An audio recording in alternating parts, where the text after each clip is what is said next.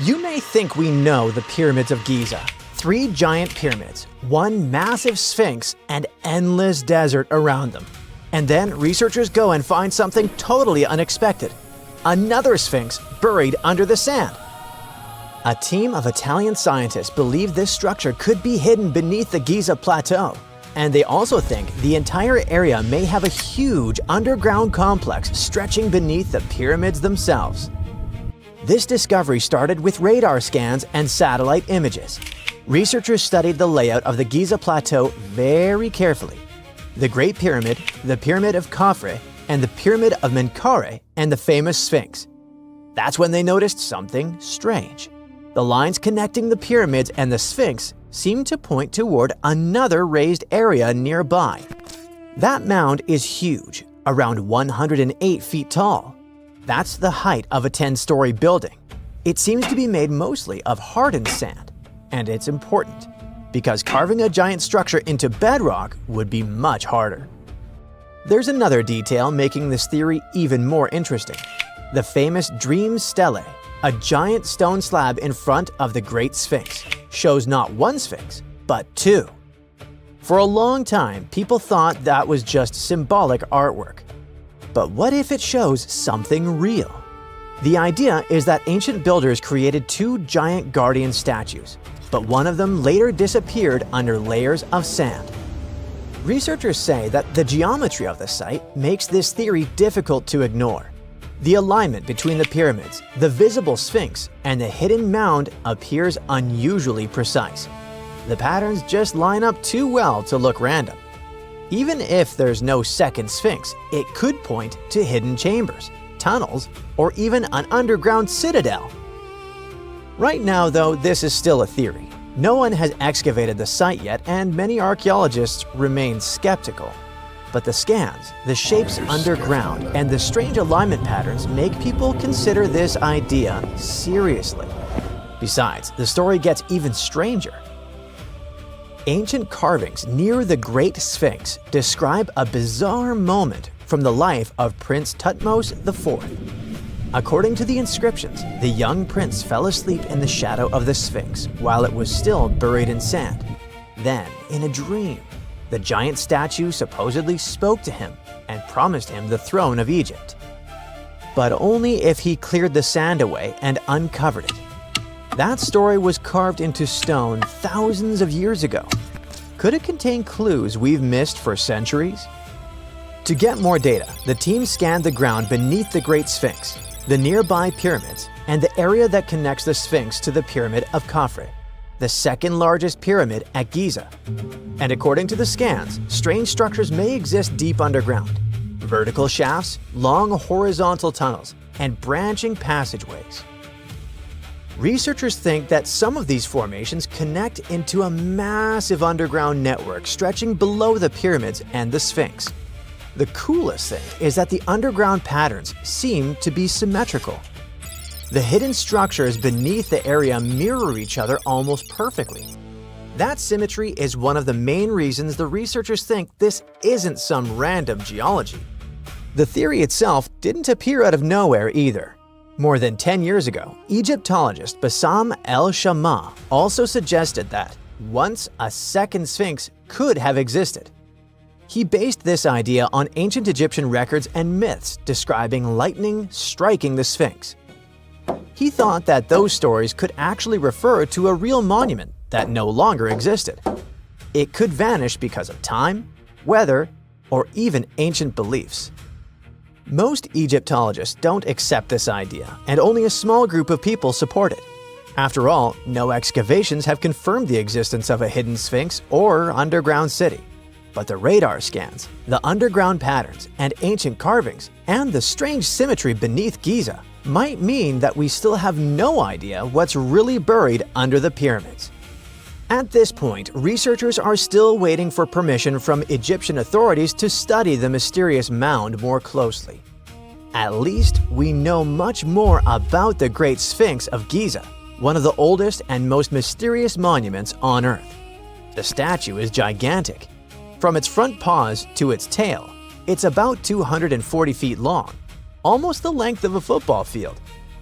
It rises around 66 feet, about as tall as a 6-story building, and at its widest point, the body reaches over 60 feet across.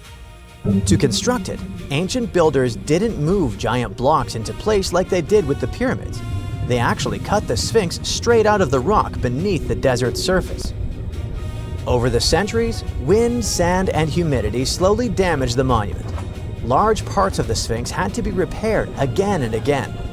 Workers added layers of limestone blocks around the base to stop the structure from crumbling. And then there's the missing nose, probably the most famous mystery. A lot of people believe Napoleon's soldiers blasted it off with cannons during the French campaign in Egypt, but that story isn't true. Drawings from before Napoleon even arrived already show the Sphinx without its nose. Interestingly, researchers who studied the face found marks suggesting someone deliberately broke the nose off with the help of such tools as rods or chisels. But nobody knows exactly who did it or why. Now, most people call the statue the Sphinx, but technically, that's not even correct. The creature from Greek mythology had the body of a lion, the head of a woman, and wings. But the one in Egypt looks different. It has a lion's body, a human head, and no wings at all. So technically, it belongs to a totally different category. Even its name changed over time. Ancient Egyptians didn't originally call it the Great Sphinx. Thousands of years ago, people linked it to powerful deities connected to the sun and the horizon. Later civilizations gave it completely different names, so the monument kept changing identities with time. Nobody truly knows who built it. A lot of experts believe Pharaoh Khafre ordered its construction around 2500 BCE because his pyramid and temples are nearby. Plus, the face of the Sphinx looks similar to the statues of him. But there's a problem. No inscription directly says he built it, so other researchers think someone else created it. Plus, archaeologists have found something else that makes the story even stranger. Near the Sphinx, they've uncovered abandoned tools, stone blocks, and even unfinished meals left behind by workers. It looked like people suddenly stopped working and walked away in a hurry. The workers themselves weren't starving slaves like many people imagine.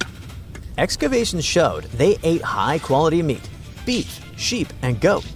That kind of food was expensive in ancient Egypt, so the workers were likely skilled laborers with an important status. The Sphinx also looked completely different back then. Today, it has this faded sandy color, but thousands of years ago, it may have been covered in bright paint. Researchers found traces of red on its face and hints of blue and yellow on its headdress. Sadly, even restoration works may cause damage. During repairs in the early 20th century, parts of the Sphinx's headdress broke off. Later restoration attempts used materials that actually harmed the soft limestone underneath. At one point, a huge chunk crashed off the statue's shoulder. The Sphinx also once had a beard. And today, pieces of that beard are kept in museums in London and Cairo. But even here, researchers argue. Some experts believe the beard belonged to the original statue. Others think people added it centuries later during restoration projects. Despite its terrifying appearance, the Egyptian version of the Sphinx was actually seen as a protector. The evil, dangerous version most people know comes mainly from Greek mythology. Ancient Egyptians viewed their Sphinx very differently. To them, it represented power, protection, and divine authority. There are countless doors all over the world that haven't been opened for decades, and even centuries. The question is why? It seems that nowadays you can open any door you want. The truth is that some doors were sealed for a grave reason. And so far, nobody has found out what treasures and mysteries they hide. Here are 4 doors that keep their secrets all too well. The Taj Mahal. First up, we've got the Taj Mahal in India, one of the most romantic places in the world. Shah Jahan commissioned it in 1631 and dedicated it to his 3rd wife, who he loved like crazy. They were married for 19 years and had a whopping 14 kids together. But unfortunately, she passed away while giving birth to their last baby. Shah Jahan was heartbroken and decided to build an epic tomb to remember her by. The construction took a whopping 20 years to finish. The building has quite an interesting layout. The design is super unusual with these four massive 130-foot tall minarets that stand on the corners of a huge platform. They're not just there for looks. Back in the 17th century, architects were having some serious issues with buildings collapsing under their own weight. So, the chief architect of the Taj Mahal made sure to place those minarets as far away from the tomb as possible. And he even tilted them in a way so that if they did fall, they wouldn't wreck the rest of the Taj Mahal. Talk about planning ahead. The Taj Mahal is hiding some crazy secrets. There are sealed rooms all over the place that nobody is allowed to enter. And if you check out photos of the building from the riverside, you can spot two basements. But guess what? They're sealed up too. Nobody knows what's inside or why they've been locked up since the time of Shah Jahan. Apparently, there's a good reason why those rooms are off limits. Some researchers think that they were built using marble, which turns into a different substance called calcium carbonate if it's exposed to carbon dioxide. And when that happens, little bits of marble start chipping off like crazy. To make matters worse, there's no air flowing into these rooms. That means that if too much CO2 builds up in the basement, the four minarets could collapse. But wait, there's more. Some people think that the body of Shah Jahan's wife can be found in one of these sealed-up rooms in pristine condition. Why not? Who knows what the mysterious rooms might keep? The Great Sphinx of Giza. The Great Sphinx of Giza is shrouded in mystery. It's not just the largest monolith statue in the world, but it's also a hybrid creature with a woman's head and a lion's body that originates from Egyptian and Greek mythology. It's also very ancient. It's estimated to be around 4,500 years old. The construction of this marvel took about 3 years and required 100 workers who were not slaves and were treated with delicacies like sheep and goat meat. It is also thought that it used to be much more massive than it is now. Archaeologists found huge stone blocks and abandoned toolkits near the site. However, the real secrets of the Sphinx lie underground, near its paws. A group of scientists used a seismograph to detect 2 hidden chambers beneath the Sphinx's paws. Some people think that these rooms might be the legendary Hall of Records, which holds ancient scrolls revealing the secrets of the universe. I mean, that's way cooler than any library I've ever been to. Rumor has it that the Egyptians even had info on Atlantis stashed down there, which is like a super old version of a conspiracy theory. Unfortunately, we can't go on an adventure to check it out just yet. The chambers presumably have 2 entrances, but both remain sealed. The researchers haven't yet received the green light to check out their theory. Let's hope they won't keep us in suspense forever. Sri Padmanabhaswamy Temple. This temple is located in the beautiful state of Kerala in India. This temple is famous for more than just its breathtaking beauty. Underneath the temple there are 6 vaults, creatively named A, B, C, D, E, and F. The enormous iron doors to these chambers add to the mystery of what's behind them. A few years back, the authorities decided to open these vaults to the world, but it wasn't an easy task. You can't just open the doors and enter the vaults. It required a lot of work. It took them a while, but finally, in 2011, they opened 5 of the 6 chambers. And guess what they found? Tons of treasure. Bags of gold, precious gemstones, and priceless diamond jewelry. The estimated worth of everything found in the vaults is a whopping $1 trillion. It's like the temple was the real-life inspiration for Aladdin's Cave of Wonders. But wait, I said 5 of the 6. What happened to the last one? Vault B has remained closed, but not for lack of trying. They simply didn't manage to open it. There is even a belief that it's fatally cursed. Legend says that only a saint or sage can break the curse by chanting a specific mantra. But no one has been able to do this yet, presumably because we don't have saints or sages at our disposal. There is also rumor that in the 30s some temple invaders tried to enter Vault B to do some good old looting. But they never reached their target. Apparently terrible snakes materialized out of nowhere and chased the gang away. But of course, this is just an urban legend, and there is not proof of that. However, it is said that the Auditor General dealing with the temple claimed that Vault B had been opened at least 7 times since 1990, and nothing bad happened to anyone who entered. Who knows? Maybe we should send Indiana Jones to check it out. The First Emperor's Tomb. Deep under a hill, completely undisturbed and surrounded by dangerous traps, lies an ancient 2,000-year-old tomb. It belongs to Qin Shi Huang, the first emperor of China. He was born in the Qin state and became king when he was just a boy. But when he grew up and gained full power, he united the warring states ancient China was divided into by conquering them. After that, he created the Qin dynasty. When he died in 210 BCE, they buried him deep underground in a massive tomb. And when I say massive, I mean massive! Back in 1974, some farmers in Xi'an, China, stumbled upon something strange while digging a well, a huge terracotta soldier.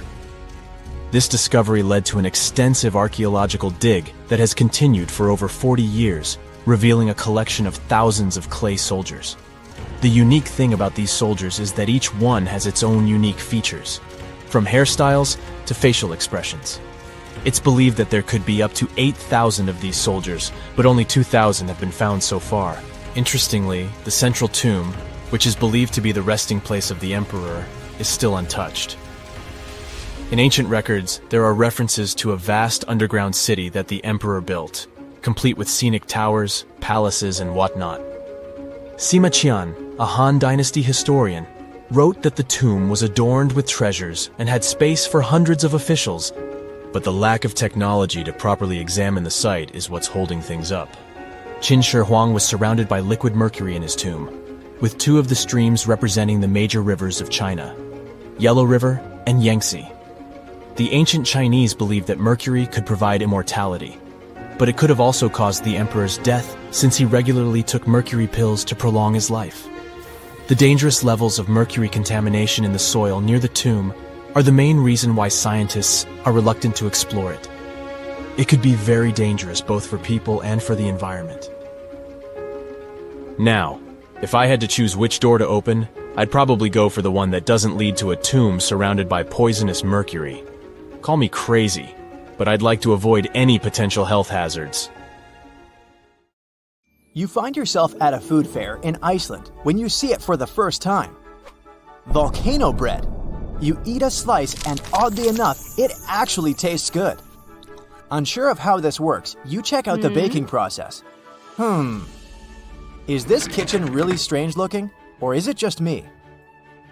The baking spot is in nature, specifically in a hot springs field. You better watch your steps so you don't get burned by the hot vapor jolting from the ground.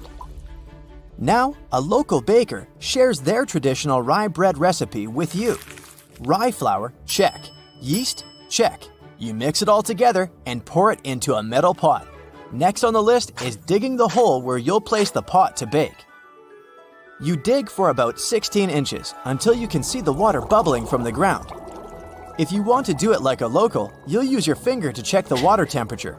Yikes, that's hot. Actually, the ground is heated by lava. Iceland is one of the most volcanic regions in the world, with over 30 active volcanoes at any one time. After you bury the bread in volcanic soil, you leave it there and wait 24 hours until it's ready. The next day, the bread is fully baked and super tasty. And the best part is, you just participated in an ancient Icelandic tradition. People have been doing this since at least the 1800s. Imagine it's your first day of work in a museum, and your assigned task is to clean the mask of Tutankhamun. You grab your cleaning utensils and then, oh no, this can't be happening. You just broke Tutankhamun's beard.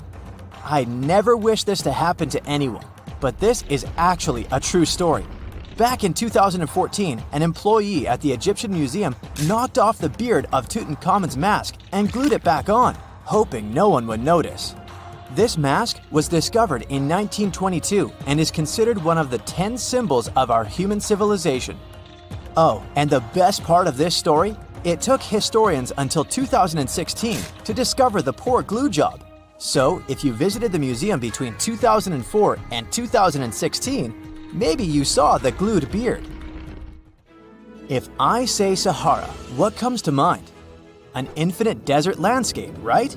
Well, according to scientists, the Sahara isn't always a desert. From time to time, it becomes green. But you probably won't be seeing this in your lifetime. Every 10,000 years, the Sahara lives through a humid period, where the sand gives way to lush green vegetation and sparkling lakes. This happens due to a tilt in the Earth's axis, which affects different weather patterns around the globe. Can you imagine the Sphinx surrounded by rainforest? It's mind-blowing. And speaking of the Sahara, say you traveled back to 1800 BCE. If you timed it right, you might get to see the construction of the so-called Black Pyramid in the city of Dashur. These are not the famous Giza pyramids, but they serve the similar purpose of being a final resting place. In 1892, archaeologists excavating the area found an important part of the Black Pyramid that was lost for centuries. The benben, also called a pyramidion, was the tip of ancient Egyptian pyramids. A benben consists of a solid block, usually made of limestone. Most of them were covered with gold and reflected the first rays of light from the sun every day. Can anyone get me a time machine, please? Remember when you ate something really spicy, your cheeks turned red? Apparently, that can happen to birds too. For example, canaries can change colors after eating peppers. These birds have a special pigment that allows them to switch shades depending on their diet. So, if a yellow canary eats red peppers, it can turn orange or red. Can rocks move on the ground on their own? Well, you might be under that impression if you visit Racetrack Playa in California. The site is a dry lake bed and home to one of the world's strangest phenomena, the so-called sailing stones. Think 100-pound rocks moving around alone, leaving behind trails as long as 1,500 feet. They were discovered in the 1900s, and until recently, no one was lucky enough to be on the site while they were moving. It was only in 2014, after much observation and research, that scientists solved this mystery. The sailing stones appeared because of the perfect balance between wind, ice, and water. When it rains, the water that falls on the ground freezes and forms a coat of ice above the ground. If it's windy, the rocks are easily pushed around, sailing along the lake bed. But hey, if you ever visit Racetrack Playa, don't disturb the rocks. On the western coast of France, you'll find the vacation hotspot known as the island of Ré. It attracts tourists looking for scenic landscapes and beautiful beaches, but that's not all it's famous for. There, an extraordinary phenomenon occurs when two different wave patterns collide with each other, something called a cross sea. It's almost as if the sea were a checkerboard divided into hundreds of squares. And no, it's not an optical illusion. A cross sea only happens in places where different quality waters meet. For a tourist to see the cross sea in Ré, this probably means that there was a storm in a different sea nearby. This stormy water travels with the help of currents and meets the water of Ré, creating these oddly shaped riptides. Oh, and apart from this island and Israel, there's nowhere else in the world where you could see such a thing. The following sight will either give you goosebumps or make you marvel at its weirdness. I'd say it depends on the time of day you visit. Next to the small town of Gryfina in Poland, you'll find a very unusual sight. A pine tree forest where each tree is bent at its base. If you visit during the daytime, I guess you'll be fascinated by these trees' sharp 90-degree curves. You can even use their trunks as a stool if you decide to have a picnic, for example. But visiting the site at night will most likely give you chills. A thin layer of fog hovers around, making the forest seem quite unwelcoming. Scientists still can't explain why the trees are the way they are. So, are you a daytime or nighttime visitor? You went for a hike and suddenly encountered a big cloud of fog. This may ruin your photo ops, but there's one thing you can hope for. Foggy days are the perfect conditions for a phenomenon called fog bow, otherwise known as a white rainbow. This happens because of numerous tiny water droplets that cause fog, smaller than 0.002 inches. So, instead of the multicolored bow, you get a transparent one, with red outer edges and a bluish inner edge. Now, say you're roaming in a little town in Europe, appreciating the century-old buildings and good summer weather. You feel hungry and decide to type into your Google Maps the name of that restaurant your friend recommended. Ah, it's only 10 minutes away by foot. You follow the blue dot on your GPS and arrive at your destination, quick and easy. We all love this free piece of technology, don't we? But what if I told you that the US spends over $2 million daily to maintain the satellites to make it work? Yep, that's the price. And to implement it, they spent over 12 billion US dollars. Have you ever heard of something called a natural snowball? This could be proof that nature is really perfect. In 2016, the beaches of the Gulf of Ob in northwest Siberia were filled with rows of giant snowballs. Think balls measuring up to 3 feet across. This rare yet beautiful natural phenomenon happens when small pieces of ice are rolled by strong winds and water. The further they roll, the more ice they gather, and the more that ice is polished. They end up as giant, perfectly shaped snowballs. They look pretty amazing on their own, but it's quite a sight when hundreds of them are together. One of the most unexplored and mysterious places on Earth is located in plain sight. It's one of the most majestic monuments of humankind. The wonder of the ancient world hides a secret that scientists and archaeologists still can't solve. This is the Great Sphinx of Giza in Egypt. The huge sculpture of a lion with a human head was carved out of rock about 4,500 years ago. Scientists still don't know the exact date of its creation and are also unaware of who built it and what for. There are many assumptions and theories, but none of them has been confirmed. Most people have seen this majestic sculpture either in photographs or in reality, but almost no one knows what's hidden underneath it. The statue of the Sphinx was carved from a single piece of limestone. It was painted. The remains of color pigment on the surface prove this. In the distant past, the Sphinx looked much brighter and more colorful than what we see now. But even after thousands of years, its greatness hasn't diminished. And by the way, Sphinx is not the real name. It was invented by the Greeks about 100 years or more after its creation. Initially, the Egyptians called the statue Hor-em-Akhet. There are many legends and theories saying the Sphinx is there for a reason. It's like a watchdog that guards the tomb of the pharaoh and the secrets of ancient Egypt. These legends become more plausible when archaeologists discovered hidden entrances at the feet of the Sphinx. They believe that these secret passages are the beginning of the tunnels leading to the halls with treasures. You can find a lot of stories on the internet that claim the Sphinx hides the Hall of Records, a repository filled with ancient and secret knowledge. One of the main artifacts of this repository is supposed to be the records of the ancient mythical state of Atlantis. According to legends, the entire library from this city was moved under the Sphinx. The entrance to this library must be located next to the Sphinx's right paw. Many archaeologists tried to find this entrance, but came away empty-handed. Also, there are many images with detailed diagrams of the underground city that consists of a network of tunnels and chambers under the Sphinx. Someone says there are structures as tall as 12-story buildings hiding underground, but there's no evidence of this. Archaeologists, even after millennia, continue to explore the mysterious sculpture. At the same time, many Egyptians don't want to learn more about the Sphinx. They're terrified of awakening something supernatural. In 1998, scientists discovered tunnels leading to empty caves under the Sphinx.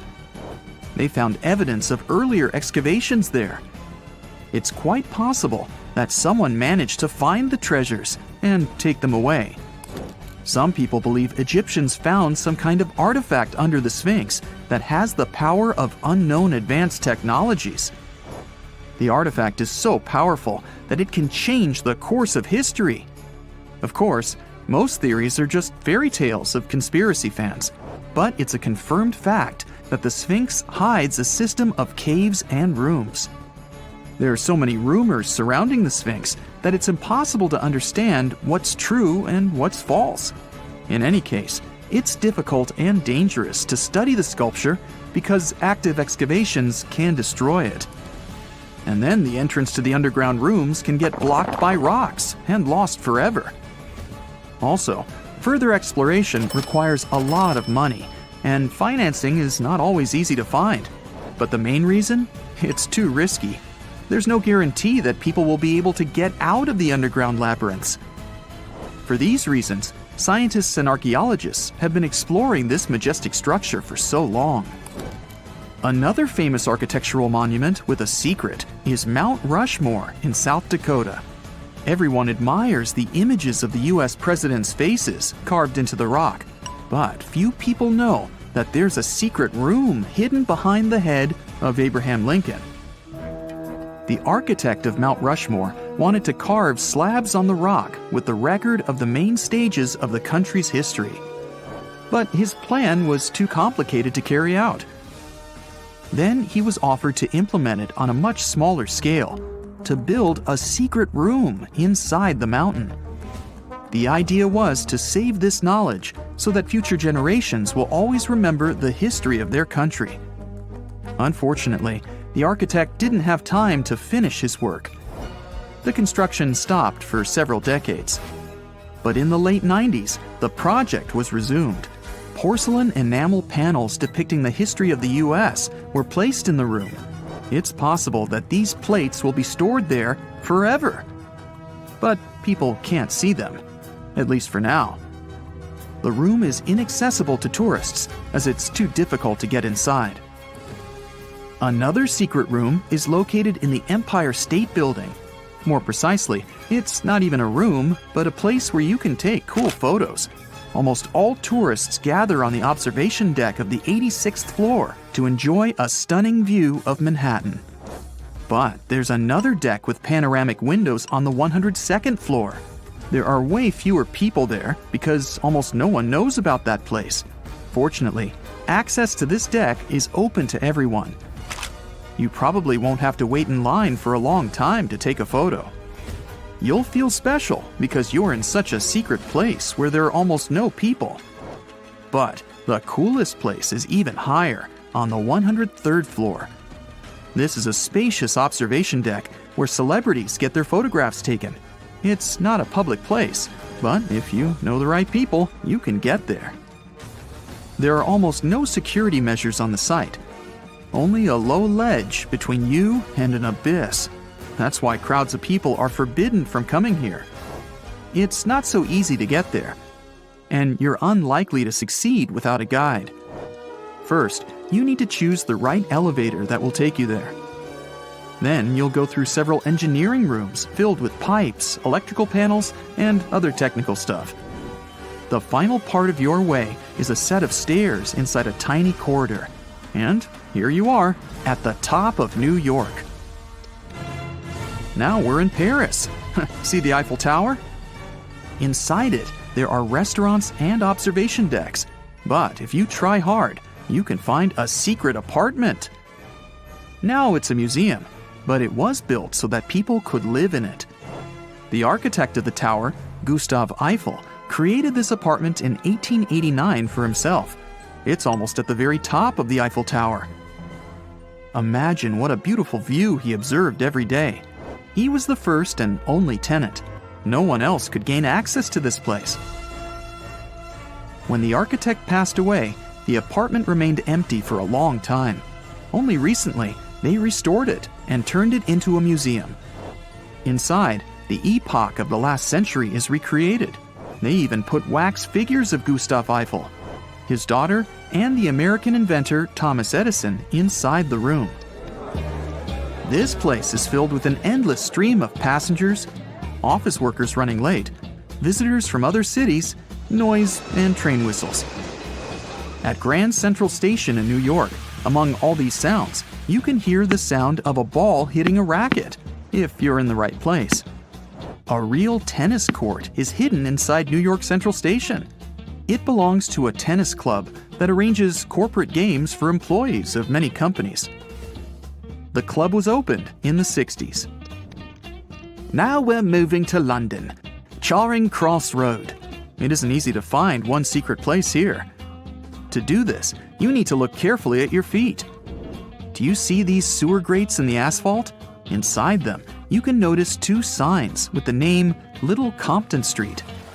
Yeah, there's another street right below you. It disappeared from all maps at the end of the 19th century. Charing Cross Road was built over it. The identification signs that you see are part of old engineering tunnels. There's another interesting place in London. It's located in the southeast corner of Trafalgar Square. At first glance, it looks like a thick lamppost, but there are too many tourists walking around. You come closer and realize that one person can easily fit inside the post. The lamppost belongs not to an electrician, but to a police officer. Yeah, this is the smallest police station in the world. It was built in the 1930s and used as a watch post. Officers had to sit there one by one and watch Trafalgar Square. That always attracted a lot of pickpockets and all kinds of other criminals. So, archaeologists have uncovered an entire block of Pompeii, and it looks like it all belonged to one uber-wealthy individual. They had a huge private residence, a laundry, a bakery, and a large private bath complex where they literally bathed in luxury. Scientists think it could be the largest ever found there, complete with 3 rooms with different temperatures, exquisite artwork, and a huge plunge pool. It was lying beneath layers of volcanic rock and ash for 2,000 years, but it's so well preserved that it feels like the people had only left a minute ago.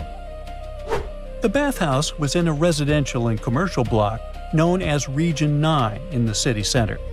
It could fit up to 30 people at a time and was a status symbol used to impress visitors.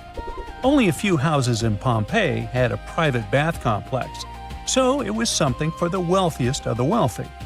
The owner may have invited guests to discuss business or even host team-building events, much like a modern-day CEO of some big company. Guests would start in the first room, where they soaked in hot water, then move on to the room where they applied oil to their skin and relaxed in warm water. The final stage was a cold water bath to refresh themselves. It was the largest and most impressive room, with red columns and frescoes of athletes. There was also a changing room with a stunning mosaic floor with marble from across the Roman Empire. The complex also had a smaller space, painted in pale blue, most likely an ancient Roman shrine used for ritual activities and to conserve sacred objects. It looks like the residence was in the process of renovation.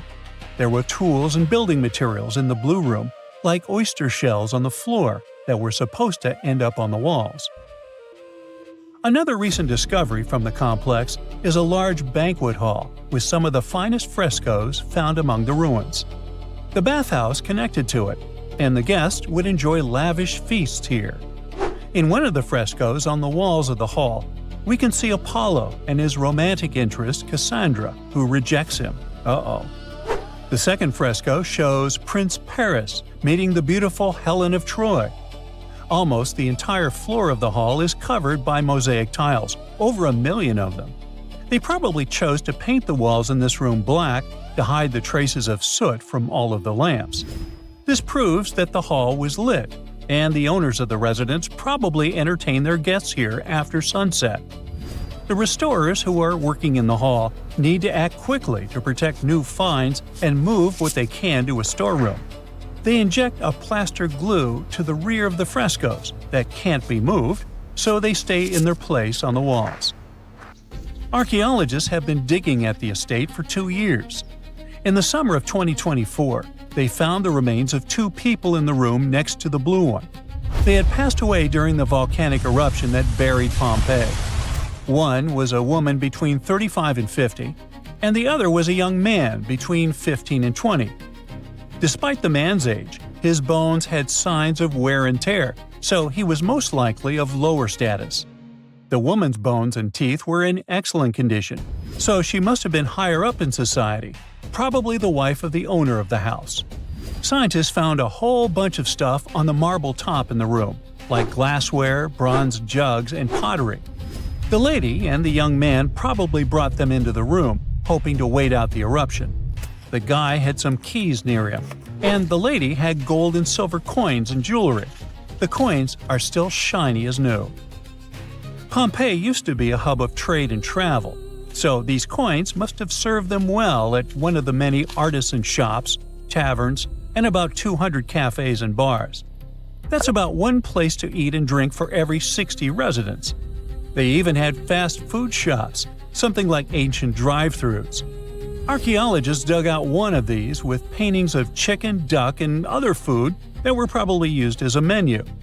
They also found traces of pork, fish, snails, and beef in jars and other containers at the fast food counter.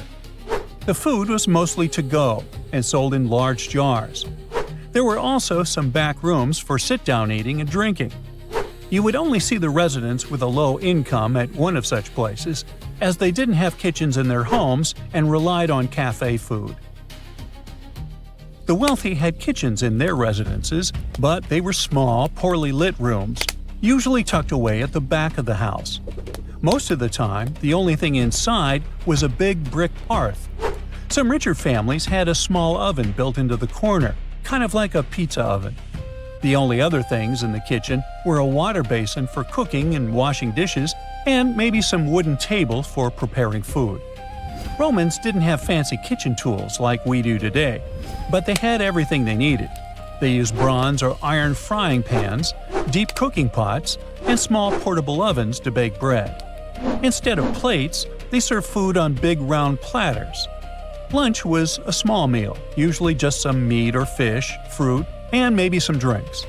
It was quick and not fancy, so people didn't invite guests to eat with them.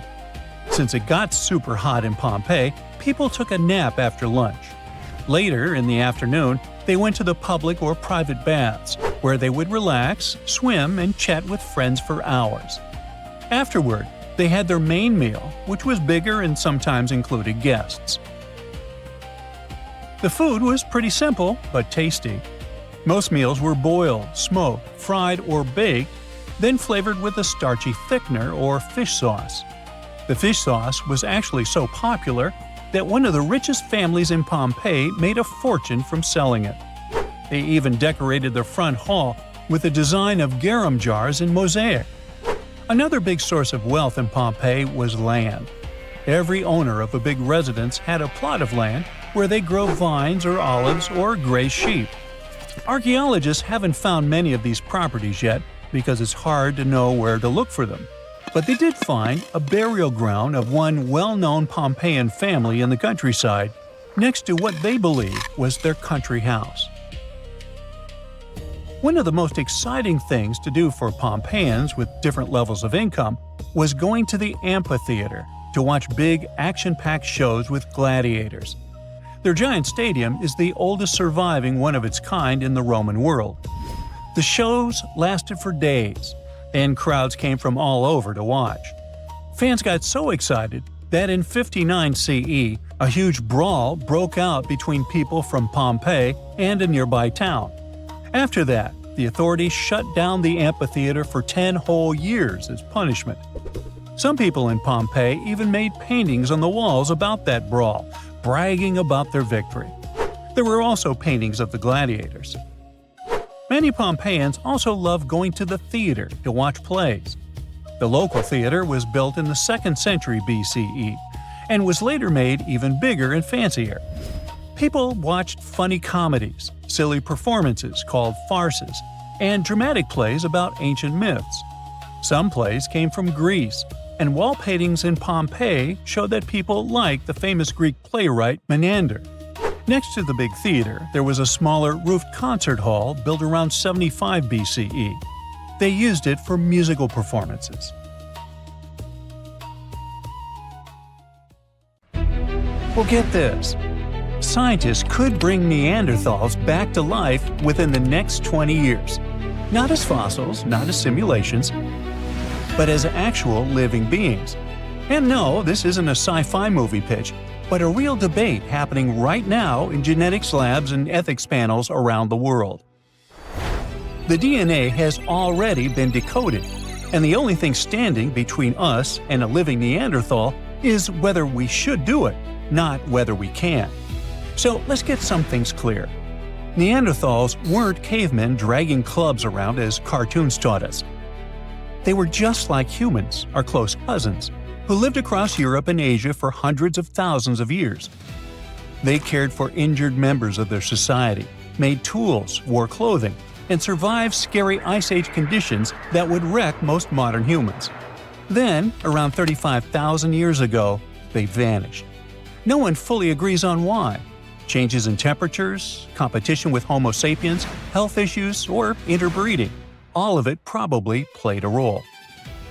The reason this resurrection talk even exists is that scientists finished sequencing the entire Neanderthal genome back in 2010. It's like an instruction manual written in DNA, telling a body how to grow, function, and survive. Now, once you have that manual, the question shifts from what were Neanderthals like to could we rebuild one? This is where CRISPR enters the story. It's a gene editing tool that works like molecular scissors. It lets scientists cut DNA at precise spots and replace sections with different genetic code. They already use it to study health conditions, edit embryos in animals, and even modify human stem cells in labs. Now, in theory, scientists could take human stem cells and slowly replace modern human DNA with Neanderthal DNA, piece by piece. One famous geneticist from Harvard says it could happen within a couple of decades. He doesn't mean that copying a Neanderthal straight from a fossil, because ancient DNA is too damaged for that. Instead, his idea is to take human DNA and slowly change it piece by piece until it matches Neanderthal DNA. So it wouldn't be a copy from the past, but a modern human body rebuilt using Neanderthal instructions. Whoa! Scientists are willing to go through all that because they want answers to questions like why Neanderthals disappeared and we survived. How did their brains work compared to ours? Did they think differently, feel differently, or process language in unique ways? A living Neanderthal could answer questions that bones and fossils never can. Some researchers even think this could help modern medicine. Since Neanderthal genes influence immunity, metabolism, and inflammation, studying a full Neanderthal biology could reveal why certain conditions hit humans the way they do today. So, in a strange way, reviving them could help us. But all this excitement hits a wall made of ethics. A Neanderthal wouldn't just be a lab mouse, it would be a person. That single fact flips the entire project upside down. You can't treat a person like an experiment, even if science really wants answers. Being the only Neanderthal on Earth would be tough, to say the least. They'd have to live with no culture, no community, no one who would want to truly share their biology. They'd grow up surrounded by modern humans who would study them nonstop and forever label them as an experiment. So, critics of the idea are sure that kind of isolation could cause serious psychological damage.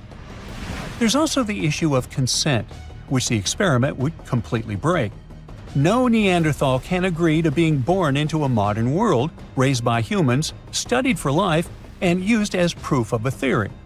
Consent is crucial in medical ethics, and you can't even test meds without it. Cloning a human ancestor would break that rule. Now, if we forget about ethics, there are also serious biological risks. No one knows how a reconstructed Neanderthal genome would behave in a modern human womb. Pregnancy alone could be dangerous. Development might not follow expectations. Immune reactions could go wrong. Even small genetic mismatches can cause massive problems when you're building a whole human from scratch, And even if everything worked out, the results might disappoint. One individual couldn't recreate Neanderthal society, and behavior comes from culture as much as DNA. Without a full population, the answers we get could be shallow, misleading, or incomplete. The debate on whether we should or should not bring back Neanderthals is so intense because the possibility of doing so is very real. Genetic engineering keeps accelerating, and the tools keep getting cheaper, faster, and more precise. Right now, no lab has approval to try this. No Neanderthal embryo exists. But scientists, ethicists, and state officials already argue about rules, limits, and red lines, which is another proof of how close it feels.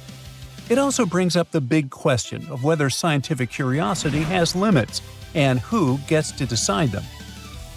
Right now, there's no law that bans resurrecting extinct humans.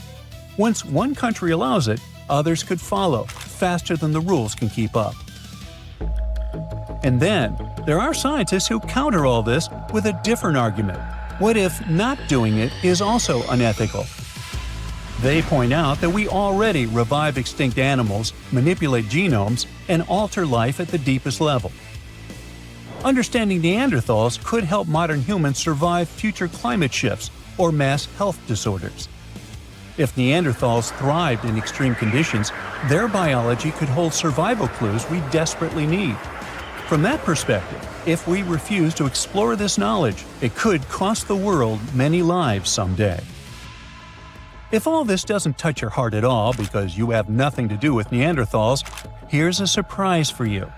When you look in the mirror, you're probably staring at a tiny piece of one of them. It could literally be in your DNA. According to a study from a couple of years ago, Neanderthals didn't just vanish into thin air, but blended into us. Modern humans, whose ancestors migrated out of Africa, carry about 1 to 4% of Neanderthal DNA. Scientists only have a handful of high-quality Neanderthal genomes to study, just 3 really solid ones. They come from bones found in a cave in Croatia that are about 50,000 to 65,000 years old, plus 2 others from Eurasia dating to around 80,000 and 50,000 years ago. It's not a lot to work with, which means every new discovery matters a lot. Every person has 2 versions of each gene, one from mom and one from dad. When 2 very different groups mix, their offspring end up with more genetic variety. The scientists compared DNA from those 3 Neanderthals with genetic data from about 2,000 modern humans. What they found was shocking. Neanderthals themselves may have carried up to 3.7% modern human DNA.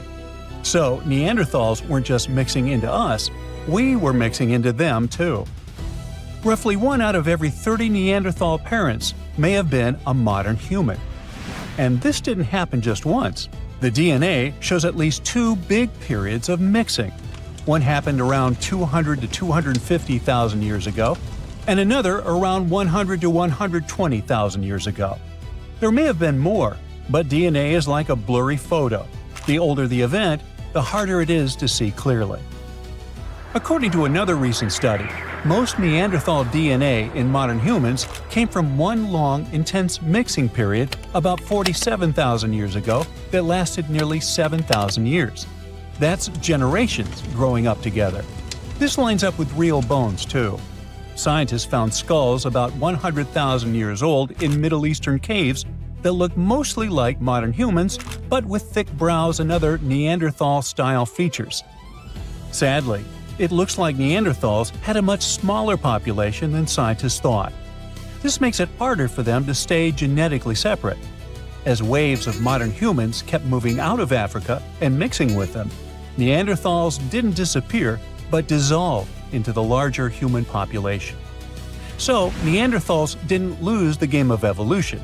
They're part of us. It's something worth keeping in mind when you think about the ethical side of bringing back one of them. So, there's a mysterious doorway in the middle of Antarctica. Some people think it's Bigfoot's vacation home, or a shuttlecraft from Star Trek, or maybe a door to Agartha, a mythical kingdom some people believe is located in the center of the Earth. Well, the scientists debunked all these poetic theories and explained that what looks like a mysterious doorway is located in an area of fast sea ice. It's offshore of the coast and is full of little islands with shallow water around them. When ice flows around hard rocks hidden underneath, it can create patterns that look odd but are totally normal. In this spot, the ice is thin, so the rocks underneath have a big effect on how the ice moves. The cold winds in Antarctica also shape the ice and snow and make it look like they're lines and shapes. So, the mysterious doorway is just a rocky ridge poking out because the ice has melted a little. The top of the doorway is the tip of the rock, and the sides are snowy trails left by strong winds blowing in the same direction. It's essentially an iceberg that got stranded and is melting in one place. One YouTuber found another out-of-place mysterious object more than 150 miles off the shore of Antarctica, a 400-foot-long ice ship. The internet went wild with theories like that the ship must have ended up there right from the Bermuda Triangle. But there was no scientific proof that it was a ship and not just a large chunk of ice. And once some other internet users revisited the place, they noticed the ice melted in the summer and the hypothetical ship was gone. Another mysterious Google Maps find in Antarctica was a pyramid. And before you make up an exciting theory about how the ancient Egyptians built a secret base here, I have to tell you it turned out to be just a mountain. It's part of the tallest mountain range in Antarctica that stretches for almost 250 miles. It's not the first pyramid on this continent, as explorers from the British Antarctic Expedition found another unusually shaped mountain and nicknamed it the Pyramid. But this one didn't even have a pyramid shape. Here's one Antarctic find that definitely won't disappoint you: a giant ice shelf that reminded scientists of the Grand Canyon.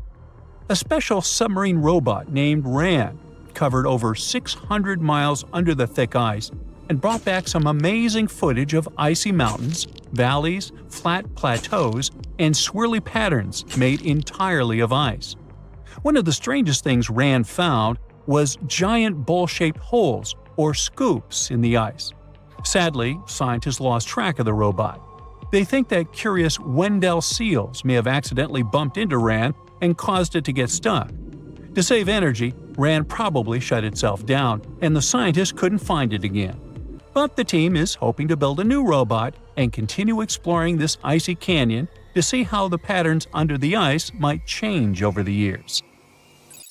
Another huge Antarctic canyon was found thanks to bad weather. A team of sound experts had to pause their work at the Casey Research Station in a storm. Instead of waiting around, they decided to use the unexpected free time to map the seafloor near Adams Glacier.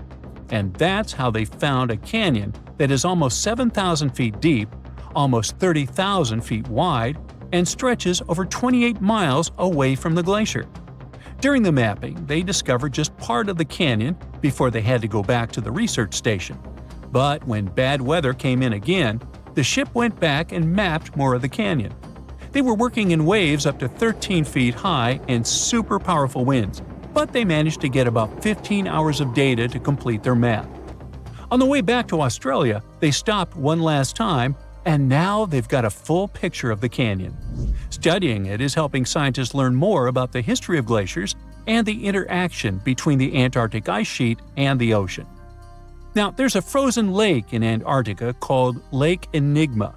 For a long time, people thought the lake was completely frozen solid. But during one expedition, researchers found that under the thick ice, there was a layer of liquid water about 40 feet deep. To learn more, they drilled through the ice and sent down a camera to explore what was hiding in the lake's depths. The lake's water, which they think comes from the nearby Amorphous Glacier through a secret underground pathway, was filled with strange microbial life. These tiny microbes lived in mats that covered the lake bed. Some of the mats were thin and spiky, and others looked like crumpled carpets, or even small tree-like shapes that grew up to 16 inches. Many of the microbes could make their own food through photosynthesis, just like plants do, and it gave the lake a high amount of oxygen. One of the coolest discoveries was a type of microbe which usually lives in low-oxygen places. Lake Enigma might be similar to environments on icy moons like Europa or Enceladus, so it could mean that these moons also have hidden water under their ice and possibly microbial life too. One more mind-boggling discovery from Antarctica is tiny pieces of amber in mudstone, found here for the very first time. It took scientists years of studying incredibly well-preserved fossilized roots, pollen, and spores that they found back in 2017.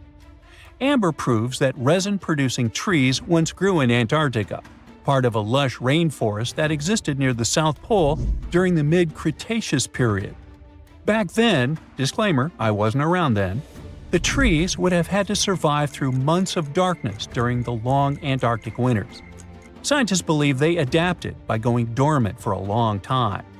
The amber pieces the scientists found are tiny, but they are beautiful shades of yellow and orange with bumpy surfaces that show how the resin flowed out of the trees. This resin likely leaked out to protect the trees from insects. It was preserved because water quickly covered it and kept it safe from sunlight and air. A scientist was browsing through satellite images for brown trails of penguin waste and found 4 new colonies of emperor penguins at the base of the globe. These new colonies likely have been around for years, though 3 of them are rather small, with fewer than 1,000 breeding penguins each. One of the new colonies was found close to a place called the Lazarev Ice Shelf, where there used to be a larger penguin colony. They thought this colony went extinct in 2019, but it seems the penguins have just moved a bit because of changing sea ice conditions. So studying them can help us learn more about how emperor penguins adapt to changes in the environment. Now, there used to be a giant river system in Antarctica 40 million years ago. Researchers found proof of it after studying soft sediments and hard rocks from the frozen seabed. They looked at tiny bits of radioactive elements, like uranium and lead, and learned that the deeper dirt came from the time of dinosaurs. The dirt closer to the surface was younger and had an interesting pattern, like the kind you see in river deltas today, such as in the Mississippi River or Rio Grande. Scientists found tiny signs of life in the sand. The river that once flowed here started in the Transantarctic Mountains and traveled 930 miles before it reached the sea. Researchers kept studying newer layers of dirt from about 20 million years ago. They hope this will help them predict what the Earth's weather patterns might be like in the future. Back in 1912, British newspapers were buzzing with one bold claim: the first humans appeared in Britain, not Africa. It felt like history itself had been rewritten, and everyone bought into it. Crowds cheered, scientists raised their glasses, and the tiny village of Piltdown in Sussex suddenly became the spotlight for what was hailed as the greatest evolutionary discovery ever. It all happened thanks to this guy, Charles Dawson, a curious amateur archaeologist who was dreaming of making a name in science. He claimed he had found bone fragments of a transitional creature between apes and humans. Dawson teamed up with Arthur Smith Woodward, a respected geologist from the Natural History Museum, and together they assembled fragments of skulls, teeth, and even primitive tools. They unveiled their find, the Piltdown Man, to the Geological Society, and for decades everyone believed it. Textbooks even rewrote human evolution around it, and entire generations memorized it as pure truth. But here's the twist. In 1949, new technology to determine the precise age of objects came along, and things just didn't add up. Tests showed that the skull was only about 50,000 years old, not hundreds of thousands. Then came an even bigger shock. The skull and jaw didn't even belong to the same species. Someone had combined a human skull with the jaw of an ape, probably an orangutan. And even worse, they filed down the teeth to make them look more human and stained the bones to match the surrounding gravel. A Frankenstein fossil and its creator managed to trick the entire world into believing they'd found a missing piece of humanity's puzzle. So Dawson went down in scientific history, but probably not the way he was hoping to. And he wasn't the only one. Some did it for money, others for fame.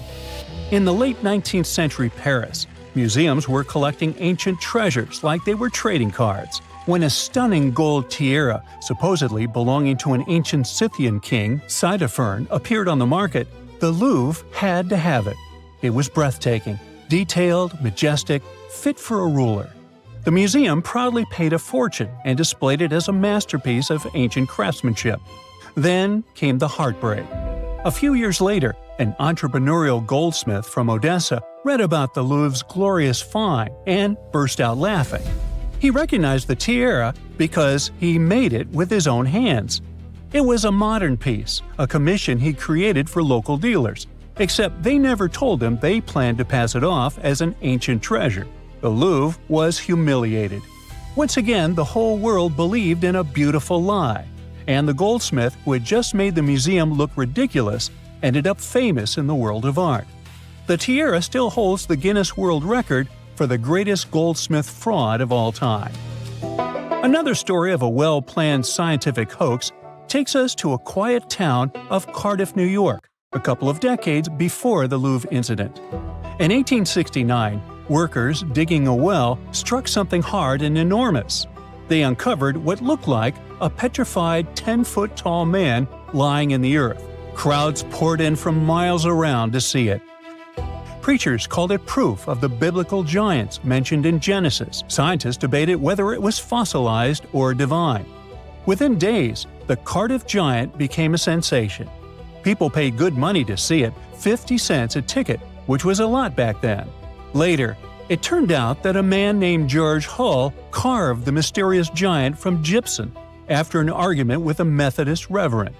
Hull just wanted to prove how easily you can fool people, especially religious believers, unlike himself. So he buried the fake giant, and it worked too well. Even after experts exposed the hoax, visitors didn't care. They kept coming because they wanted to believe. Over time, the giant changed ownership several times. You can now see it at the Fenimore Farm and Country Village Museum in Cooperstown, New York. Well, speaking of museums, you might have seen crystal skulls that glow under light, presented as sacred artifacts from Mesoamerican temples. Yes, that skull from an Indiana Jones movie with ancient Aztec powers or even extraterrestrial energy.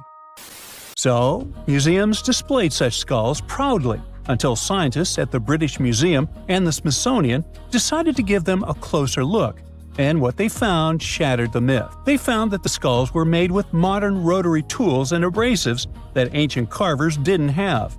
In other words, someone in the 1800s or 1900s made them using modern machinery and fooled the world. They weren't messages from deities or some advanced creatures from space, just very fancy paperweights that tricked so many people into believing in some ancient superpowers. Well, let's jump several decades closer to the present day, shall we? In the 1960s, Yale University revealed what looked like a discovery that could rewrite world history: a 15th century map showing North America labeled Vinland. It meant Vikings had mapped America long before Columbus. The headlines were sensational. The idea was romantic. Explorers crossing icy seas century before Europe even knew America existed. But something just didn't add up. The parchment was generally medieval, but the ink wasn't. Decades of testing revealed it contained titanium dioxide, a pigment invented in the 20th century. In 2021, Yale confirmed it. The Vinland map was a modern forgery, drawn over old parchment to make it look ancient. It wasn't proof of Viking genius, but rather of human cleverness on one side and the tendency to be easily persuaded on the other. And when we speak of persuasion, you don't have to try too hard when a really trustworthy source like National Geographic shares something, right? Well, in 1999, it presented what it thought was the ultimate discovery: a fossil that bridged the gap between dinosaurs and birds. It was called Archaeoraptor, and it was going to change everything we knew about evolution. The fossil came from China, and on first glance, it was perfect. A dinosaur tail, bird-like wings, and bones that seemed to tell the story of flight's evolution. But soon, paleontologists started whispering. The bones didn't quite line up. CT scans revealed the ugly truth. It was literally glued together from parts of different species. A dinosaur tail from one fossil, a bird body from another. Someone had Frankensteined the fossils to make a more valuable specimen. The embarrassment hit hard, especially for National Geographic, which had built an entire story around a fake the world liked to believe. Now, if you think scientific hoaxes are all in the past because of all the 20th century high-tech, here's a surprise for you. In 2020, the Museum of the Bible in Washington, D.C. made a stunning confession. All 16 fragments of its prized Dead Sea Scroll collection were modern forgeries. They'd spent millions acquiring what they thought were sacred 2,000-year-old texts, only to learn they were made of ancient leather painted with modern ink. The forgery was so advanced that even experts were fooled at first. But after detailed forensic tests, it became clear the holy relics were anything but holy. It wasn't just about money, it was about faith. Thousands of visitors had stood in front of those glass cases, feeling awe, reverence, and connection, only to learn it was a show built on lies. And finally, it's time for one of the eeriest hoaxes of all. In 2000, a mummy surfaced in Pakistan, claiming to be a 26-year-old Persian princess, the daughter of Xerxes. They found her in a gilded sarcophagus, wrapped in golden robes. Her face was eerily well preserved. Archaeologists were stunned, but something about her looked wrong.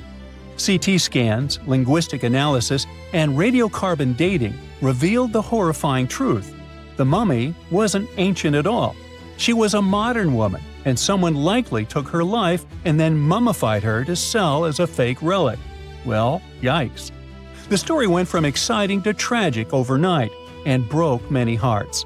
What was supposed to be a royal miracle turned out to be a human crime and yet another lie. All these stories have one thing in common: hope. People want to believe. They want to touch the past, to find proof that connects them to something bigger. Whether it's scientists looking for the missing link, museums wanting fame, or believers searching for signs of faith, we all crave wonder. History is full of tricksters, and sometimes the best stories come from the fakes that fooled us all. All the way back in 1972, a super-secret satellite was zipping around the globe. It was taking high-altitude photos of the flat grasslands in Kazakhstan. They were probably looking for military secrets. Instead, they caught a couple of frames of massive geometric shapes stamped into the dirt. They had accidentally photographed a 36-century-old ghost town. Because those photos were secret, it took decades for researchers to finally access the coordinates and send modern drones to map the area. That's how they uncovered a 346-acre ancient settlement. But what raised eyebrows isn't how big it was. The cool part is the high-tech prehistoric factory run by nomads. The site is called Semiyarka, which means the city of seven ravines. Scientists named it like that because it's located on a cliff overlooking a wide river valley. It dates back to roughly 1600 BCE. At that time, the Eurasian steppe was basically a 5,000-mile flat belt of grass. The people living there were the ultimate minimalist campers. In this part of the world, large-scale farming is hard. Not impossible, just incredibly hard. It's much easier to befriend cattle and move when they're running out of food. Basically, nomads relied completely on herds of sheep and horses to survive. But if you keep a massive herd in one spot, they will chew the grass down to the dirt eventually. That gave humans a simple choice: strap everything you own on an animal and follow fresh grass. Their food came straight from the animals as well. They lived on meat and fermented mare's milk, a sour, slightly alcoholic drink created by allowing horse milk to ferment in leather bags. But for some reason, builders in Semiyarka decided to stay. They settled on that cliff to build a heavy manufacturing plant right in the middle of the Bronze Age. It's when humans finally stopped hitting things with rocks and started melting metal. Bronze is not a single metal, it's a mix. The most useful kind was often copper mixed with tin, because that mix makes tools harder and helps them keep an edge. The timeline of technological progress around the world is almost random. While the residents of Semiyarka were firing up their metal ovens, the Egyptian pyramids had already been standing for 1,000 years. So what did the Semiyarka factory actually look like? We are way too early in the timeline for conveyor belts and brick chimneys. A Bronze Age metal shop was basically an outdoor dirt lot. It was noisy and covered in soot. It's fair to assume it smelled terrible. Charcoal smoke, burnt wood, melted metal. Probably not that different from a modern factory without AC. If we could take a walking tour, we would see scorched ground and broken clay everywhere. Workers kept all that loud work confined to the southeastern edge of town. They were highly organized. Archaeologists are certain this was a dedicated factory because they found two very specific things: crucibles and slag. A crucible is a heavy-duty clay cup specifically designed to survive sitting inside a 2,000-degree fire. Slag is the ugly, glassy garbage left behind after you pull the useful metal out of a rock. You cannot make slag by accident. It only forms when you intentionally melt metals. But what were they making here? Creating bronze was the ultimate survival upgrade for that time period. If you try to chop down a tree with a pure copper axe, the blade will bend like a cheap spoon. You'll have to stop, put the axe on a rock, and hammer it flat again. By adding a little bit of tin causes a chemical reaction that locks the metal atoms in place. The final product is incredibly hard. Many of the passing nomads drove massive wooden wagons, roughly the size of a modern mobile home. They had solid wood wheels and required teams of oxen to pull them. Maintaining those giant wagons required sturdy tools, making Semiyarka the ultimate highway pit stop. They were mixing around 12% tin into their copper. Tin is a soft, silvery metal that melts at surprisingly low temperatures and acts as a heavy-duty chemical hardener when stirred into a vat of boiling copper. In the ancient world, tin was incredibly hard to find.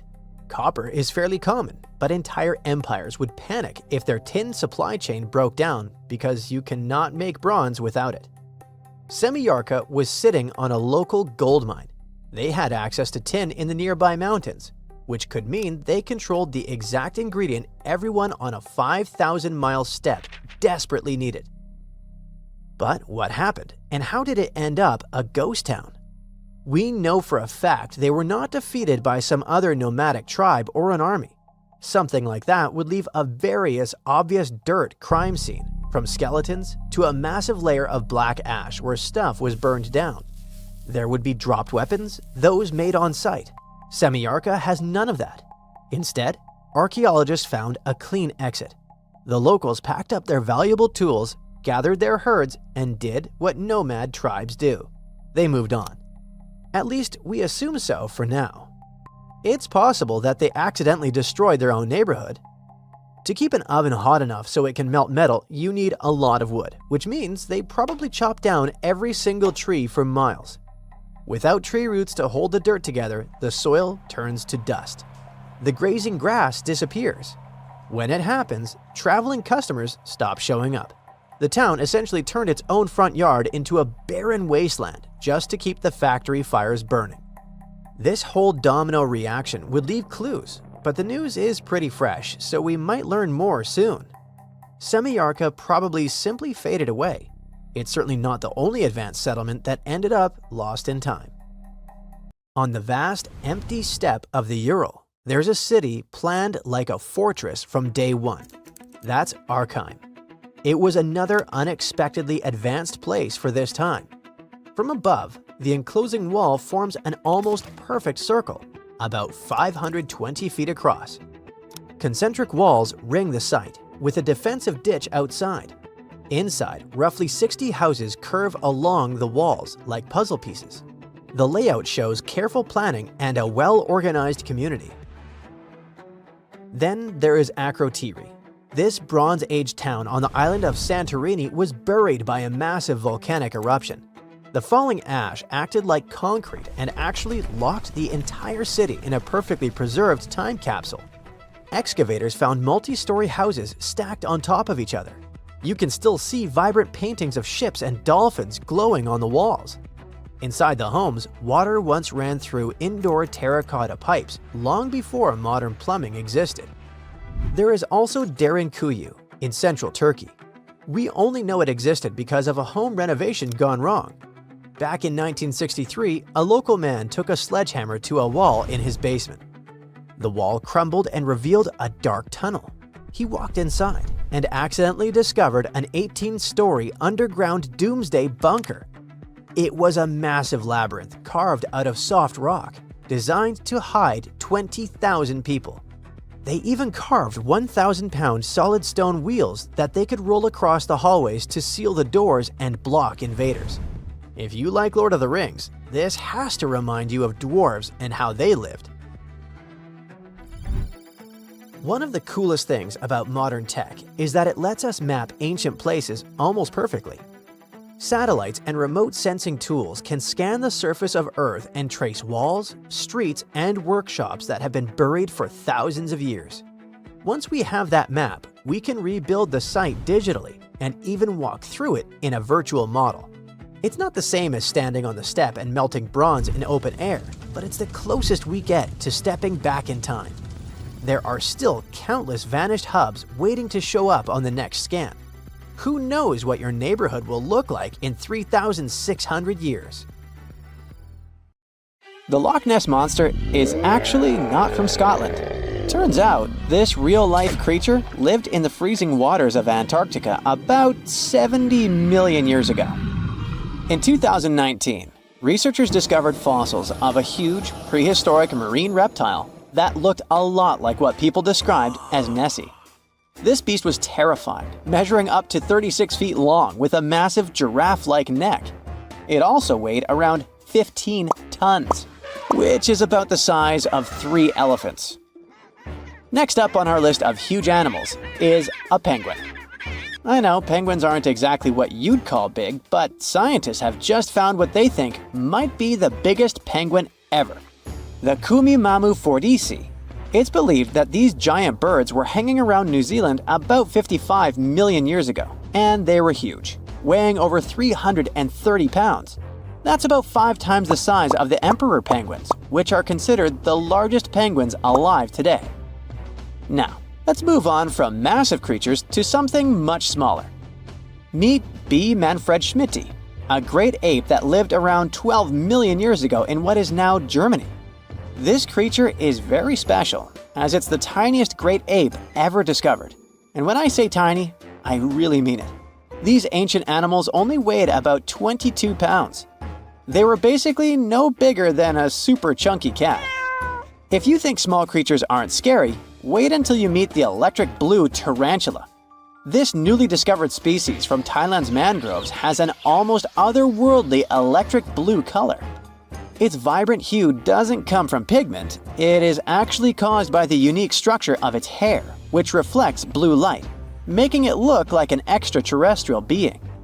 We're going even further now, diving into the freezing pitch-black depths. At around 2,000 feet deep in the Andaman Sea, scientists found a new species of ghost shark, which they named Chimera supape. Their appearance is straight out of a horror movie. They have sleek, pale bodies, frills that look like feathers, and large, creepy eyes. These ghost sharks aren't actually sharks, but they are related, having diverged from their cousins about 400 million years ago.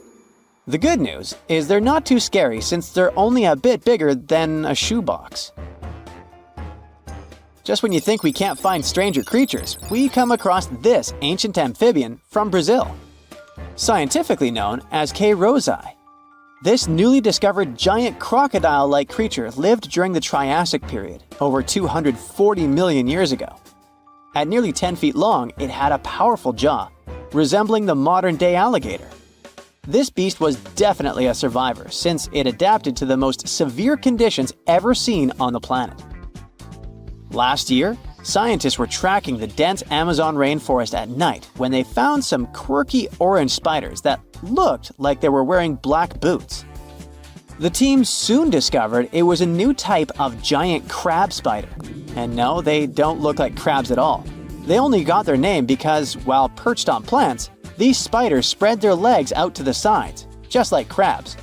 Do you know that some new species are named after celebrities?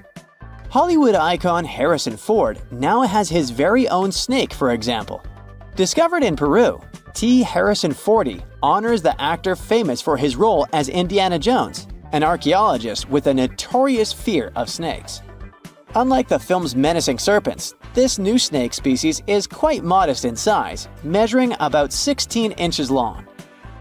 We also have the Rampholion princei, a small new species of pygmy chameleon from Tanzania that was named after US rapper and poet Prince Iya. He received this honor because of his work raising awareness about global environmental issues. Another celebrity namesake is DiCaprio's snail-eating snake, which hangs out in the shrubs of Panama's forests.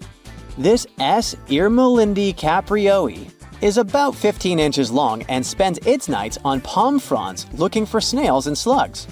Its round eyes look like glowing coals that can be a bit scary, but overall, the creature is super chill.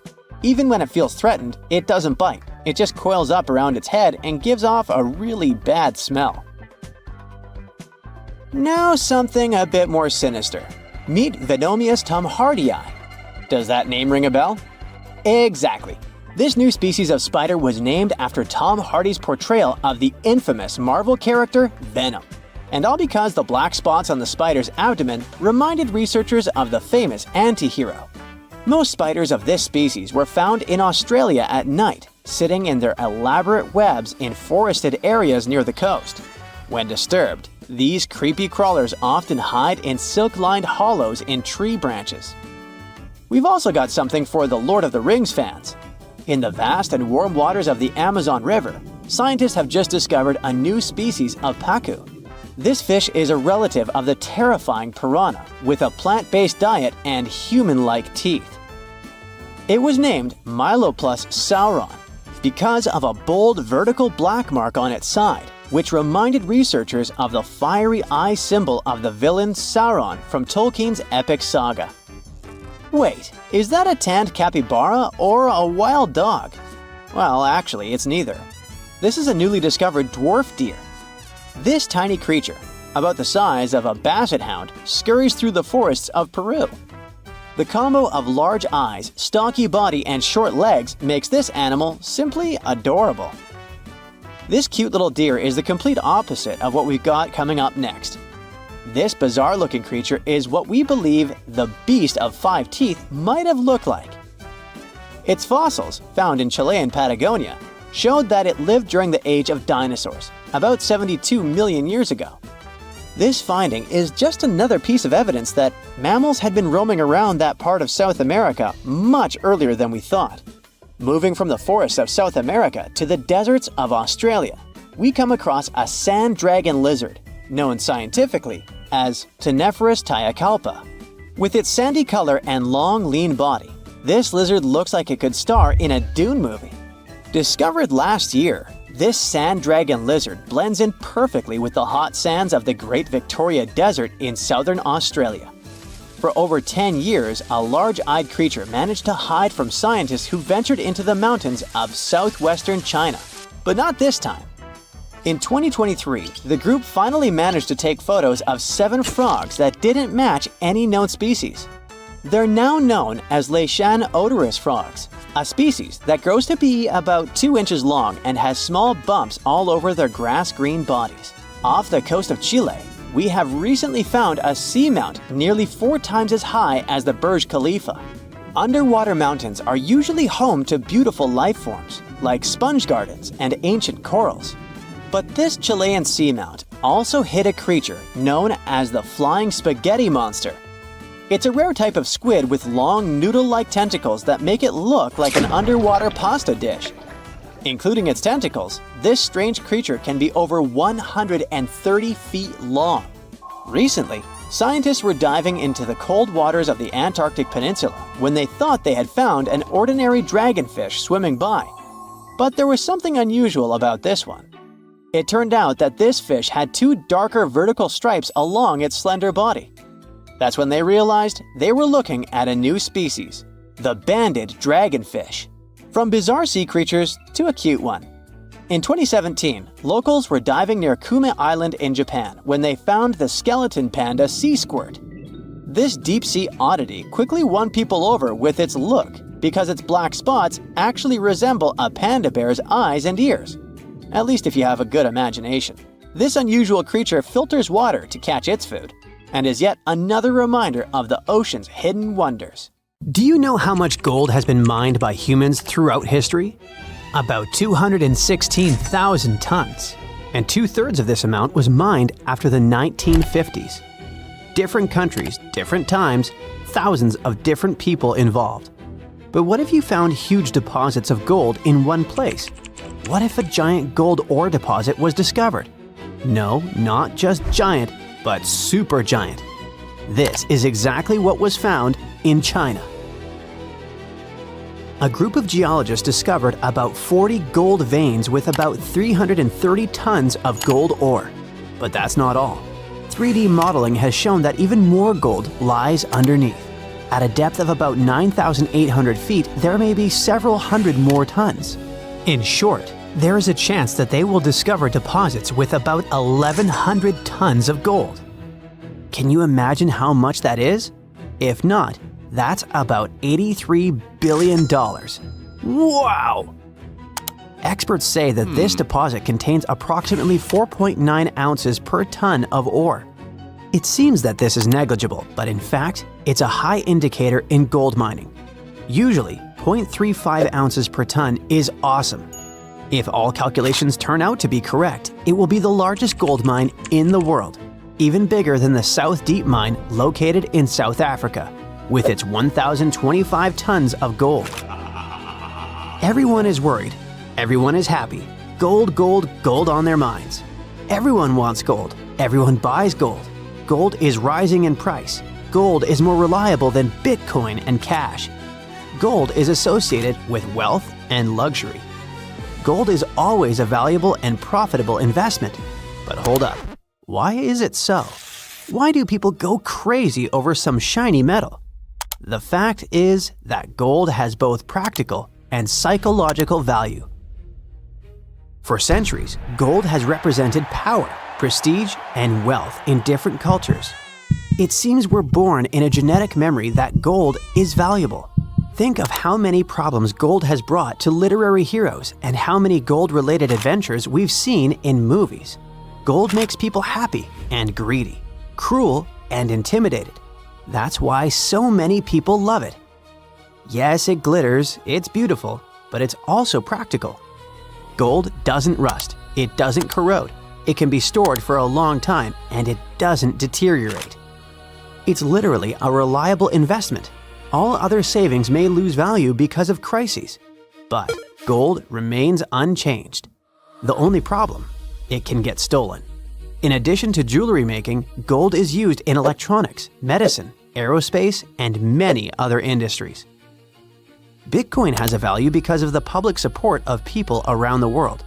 Money has value thanks to the support of authorities. Gold has value on its own.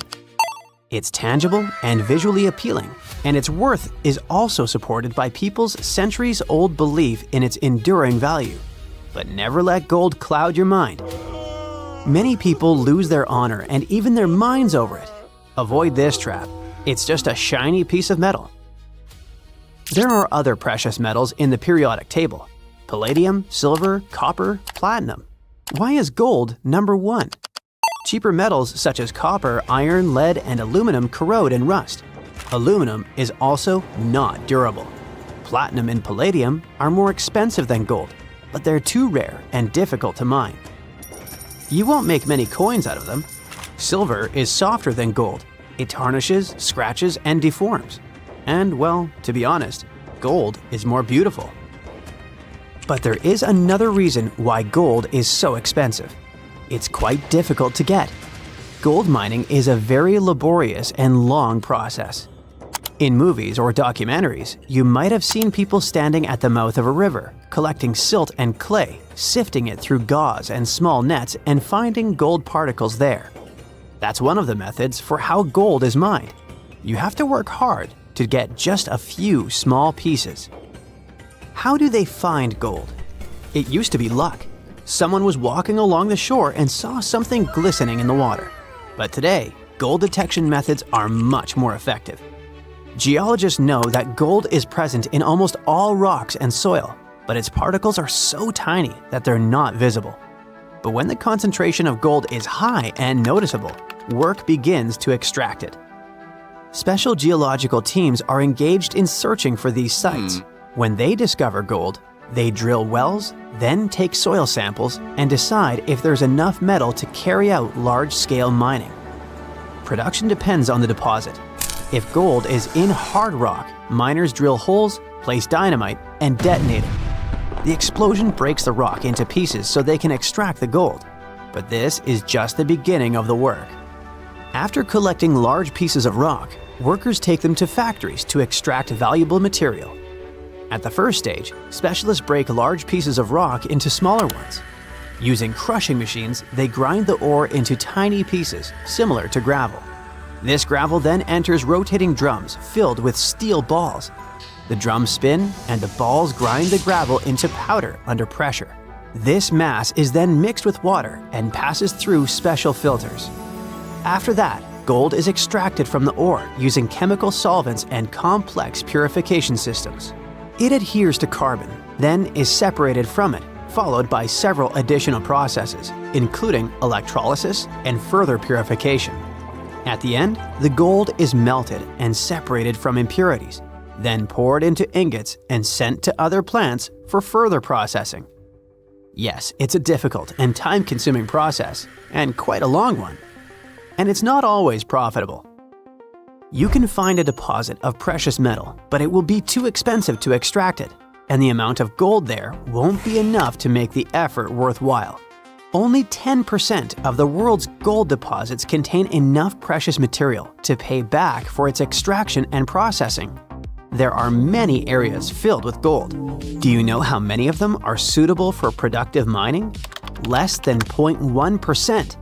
So this is probably another reason why gold is so valuable. But is there any other material that causes a lot of excitement? Oh yes, this material is called liquid gold, and this is helium. That's the gas used to inflate balloons, but this is not its main value. Helium is capable of reaching ultra-low temperatures, is superconducting, and is lightweight. Helium is used in medicine for diagnostics. For example, for magnetic resonance imaging. Helium cools nuclear reactors and maintains rocket fuel temperatures during launch. Divers breathe a mixture of helium and oxygen during deep dives to avoid diseases associated with pressure changes. Helium is crucial for the modern world. Another precious material is graphene. It's not just one of the most durable materials in the world, it's a highly conductive material. Heat and electricity pass through graphene easily, which makes it very promising for the development of what? Considering that graphene is also flexible, water-repellent, non-toxic, and has antibacterial properties, it's suitable for developing everything. Medical equipment, mechanical engineering, electronics, construction, logistics, energy conservation, space and underwater industries, and much more. Scientists believe that graphene has the potential to enable revolutionary new technologies that could change the lives of all people. Something similar happened with silicon, which is actively used to create semiconductors and rechargeable batteries. It's possible that without silicon, we wouldn't have smartphones, laptops, and other electronic devices. Graphene may also lead to a new technological leap. When the world switches to renewable sources of energy and uses electric transport, graphene can become technological gold. During tests, graphene batteries have shown that they charge more than 70 times faster than regular ones and last 3 times longer. At the same time, they're cheaper and environmentally friendly. Okay, that sounds cool, but where do we get this graphene? It's obtained from graphite, which lies in the bowels of the Earth. One of the largest graphite deposits is located in South Australia. 200 million tons of high-quality graphite. It sounds like it could be enough for the entire planet. You're heading to Spain with a team of archaeologists to try to find some ancient artifacts. You get lucky and uncover one of the greatest treasures of the Iberian Bronze Age. Iberian refers to the Bronze Age culture of Portugal and Spain. So you find and unearth coins, jewelry, vases, vessels, and 2 pretty strange items. One is something like a part of a scepter, and the other resembles a bracelet. And you know what's strange about them? They're connected with space. In 1963, several miles away from the city of Vienna, Spain, scientists discovered the treasure of Vienna, one of the most significant gold hoards from the Bronze Age. Interestingly, are there bronze treasures from the Golden Age? Never mind. All the gold found dates back to sometime between 1500 and 1200 BCE, except for that scepter and bracelet. They were made by inhabitants of another planet, so their production date is unknown. Okay, that's a joke. However, a small part of this joke is true. When scientists studied the found gold, they discovered that those 2 items were made of iron. So what, you might think? Well, the catch is that in the Bronze Age, people didn't mine or manufacture iron. Work with this metal began around 850 BCE, about 400 to 700 years after the creation of the treasure of Vienna. How is this possible? A clue to this mystery can be found in ancient Egypt. In the tomb of Pharaoh Tutankhamun, an iron dagger was found, which was also made of similar iron. But this dagger was much more valuable than all the others. And that's because it was made from a space object, a meteorite. Yeah, that bracelet and scepter were also made of meteoritic iron. Its difference from Earth metal is that cosmic iron has a high nickel content, so it all makes sense. People from the Bronze Age couldn't mine iron from the deep bowels of our planet, but nothing prevented them from collecting iron falling from the sky. Just imagine how cool it is to have jewelry or a dagger made of material that has traveled millions of years through the vast expanses of space. Perhaps it even contains particles of an ancient extinct star.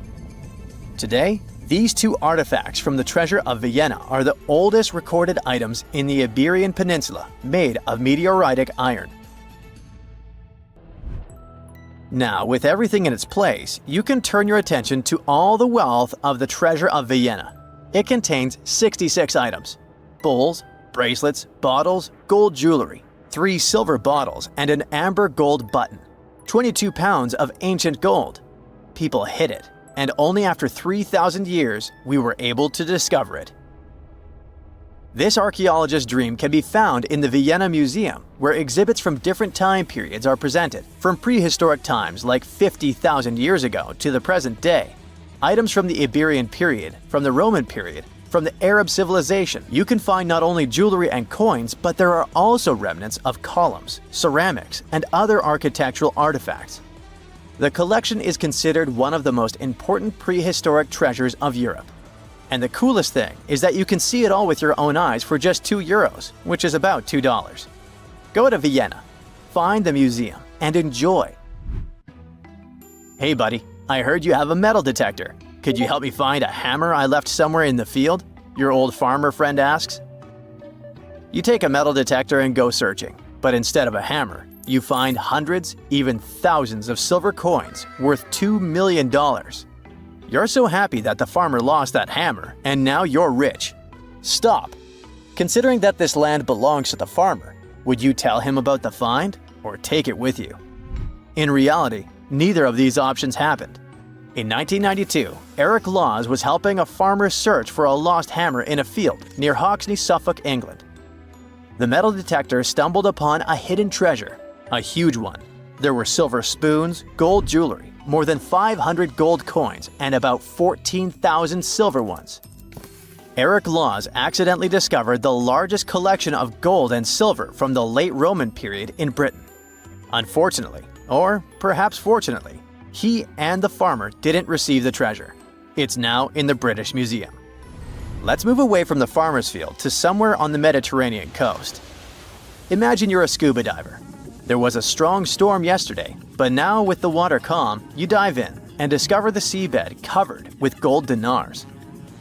This story happened in 2015. The coins which the storm brought to the shore might have been minted even before the First Crusade that started in 1096. This collection is one of the most impressive archaeological finds in the world. All these treasures surely can make the heads of those who find them spin, but they end up in a museum. And that's a good thing, because such wealth can drive a person crazy. A metal detector and a diving suit helped people discover ancient treasures. What's next? How about a dog? Yes, it could be perhaps a great replacement for a metal detector, by the way. So in 2013, 2 people were walking their dog in Northern California on their property. Suddenly, they discovered a rusty can filled with coins minted from 1847 to 1894. There were about 1,500 coins, and they all were gold. Another chance for a carefree, rich future? Not this time. The find caused a lot of controversy among specialists. There was one version, according to which these coins could have been stolen from the US Mint. But later, the US Mint debunked this suggestion, as they'd never had this gold in their storage. Anyway, it's interesting what the point was in hiding it all in someone else's yard. Some thief risked their freedom and life to get rich.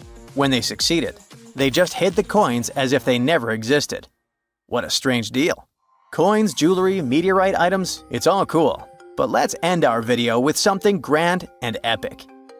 Archaeologists were conducting research near the Mediterranean coast of Egypt and discovered a treasure trove inside a sunken temple and sanctuary. Despite the waves, earthquakes, and seawater, the massive find was preserved in a not bad condition. The temple was built a very long time ago and collapsed in the middle of the 2nd century BCE. It was an important structure in ancient Egypt. People considered this place holy. Pharaohs came to the temple to seek help from the higher powers of Egyptian mythology to obtain titles for their rule. Titles of kings of the universe. For many people, this place was like the center of the universe, and now it lies forgotten on the seabed, almost ruined. Time spares nothing.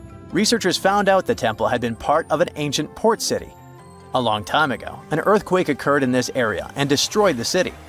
Tidal waves softened the ground and dragged the town into the Mediterranean Sea.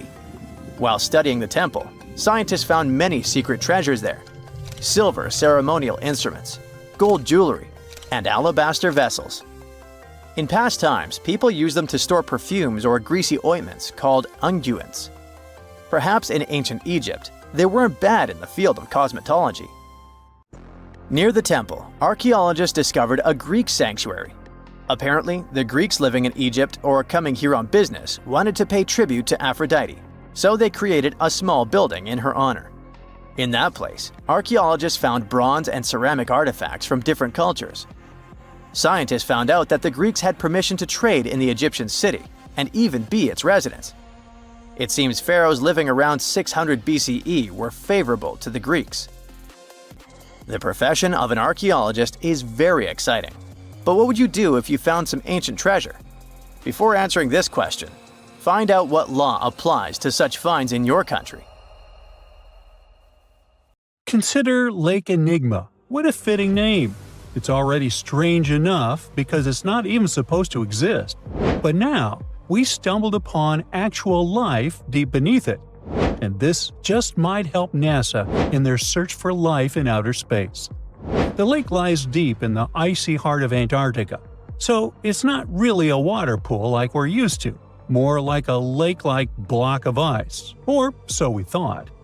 Just recently, Italian scientists discovered a secret that had been buried for ages, an actual body of water, and in this water, life is thriving. Various microorganisms, and even some weird little hunters, which is super weird, since Enigma sits in a remote and harsh corner of our planet, the northern Victoria Land in Antarctica. The entire South Pole is cold, but in this place, temperatures can plummet to a horrifying minus 41 degrees Fahrenheit, though on average it's around 7. Chilly. Like we said, this lake shouldn't even be there at all. Antarctica is technically the largest desert on Earth, even though it's covered in snow, because it's super dry. There are 0 rains, truly little snowfall, and the sun barely evaporates anything. And even if there is some water, the insane winds make sure to dry everything out super quickly. Putting on our thinking caps, this lake should lose an unimaginable 7 million cubic feet of water every year. Yet, the water remains. Why? No one knows. Scientists say there could be something deep underground that refills it constantly. They just have no idea what that might be. Maybe deep underground rivers, melting ice, or something else entirely. But hence the name, the Enigma Lake. The block of ice, we mentioned, is permanent and super thick, at least 36 feet of it, and that's higher than a 3-story building. So researchers decided to check out if there's anything beneath it. They used a so-called ground-penetrating radar, a super smart echo detector for the ground. This radar sends invisible radio waves into the Earth. When they hit something underground, like rocks, water, or anything else, they bounce back to the device. By measuring how long it takes for the signal to return and how strong they are, we can determine the distance and what exactly the radar hit. That's how animals like bats, whales, and dolphins can see underwater. And we humans stole this cool nature idea to research buried structures and hidden caves. Scientists used this device all over the Enigma surface. This way, they were able to create an entire map of this under-ice world beneath. The water itself wasn't surprising. It's the unique ecosystem in it that shocked them. Unfortunately, no secret monsters or extraterrestrial secrets this time. But there are microorganisms there that may not exist anywhere else on Earth. Somehow, these creatures have managed to survive in complete isolation and extreme cold. It's not that we don't know these microorganisms, we've met them before, just not exactly like this. There are a couple groups hanging out down there. The first one is Bacteroidota. They love breaking down complex molecules, especially in your stomach, and help digest tough plant fibers. They mostly hang out inside us, but in the outside world, we might occasionally find them in soils and oceans. Then Actinobacteriota. Genius chemists among bacteria. They decompose organic materials and help the soil get healthier. They're also famous for producing antibiotics, so we owe a lot of our medicine to them. The third one is Pseudomonadota. These guys weren't a surprise. They're crazy adaptable.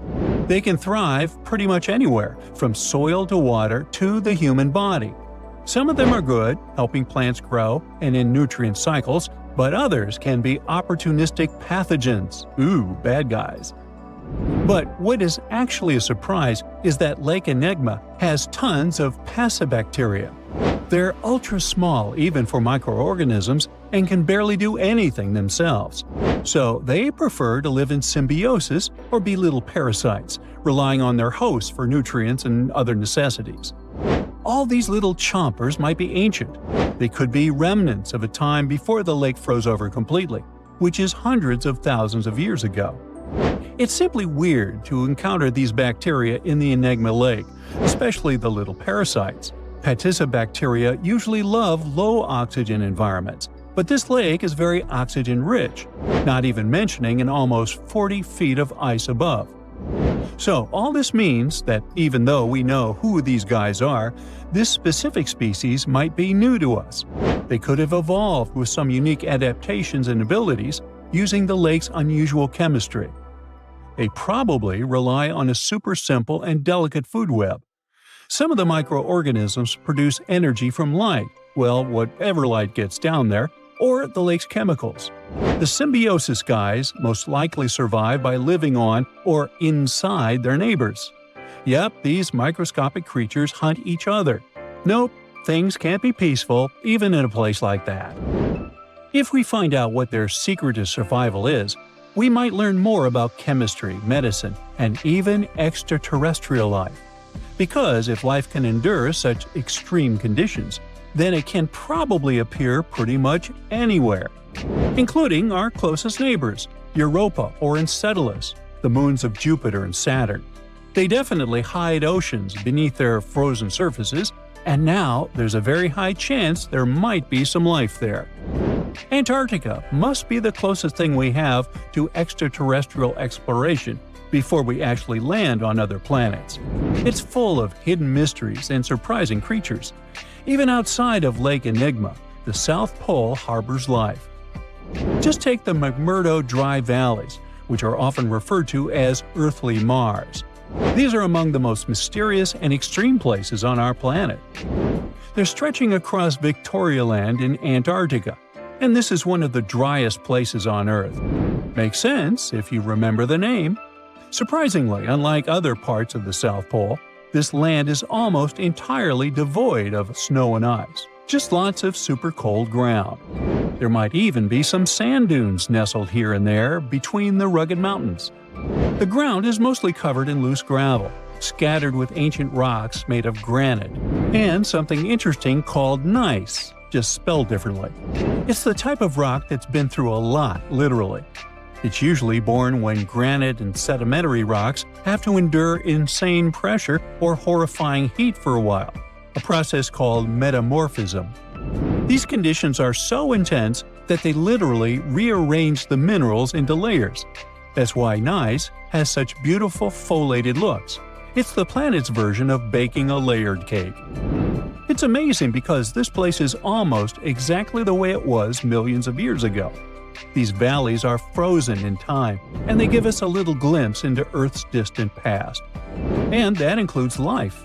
Once again, local winds are absolutely terrifying gusts of cold air racing downhill, and they evaporate snow faster than it can even melt. So, logically, you shouldn't find much water here, not even mentioning life. But somehow, you can still stumble across frozen lakes and saline ponds in the dry valleys. And local life stretches all reason and our understanding of biology. It exists inside the rocks themselves.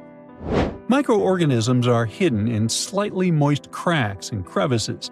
Deep inside, there's endolithic bacteria. These guys are super chill. Instead of moving around like other microorganisms, they always stay put inside their little rocky homes. How do they survive? Through photosynthesis.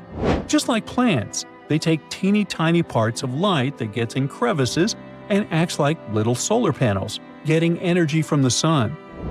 Meanwhile, in another place, beneath the Taylor Glacier, there's bacteria that literally doesn't eat anything.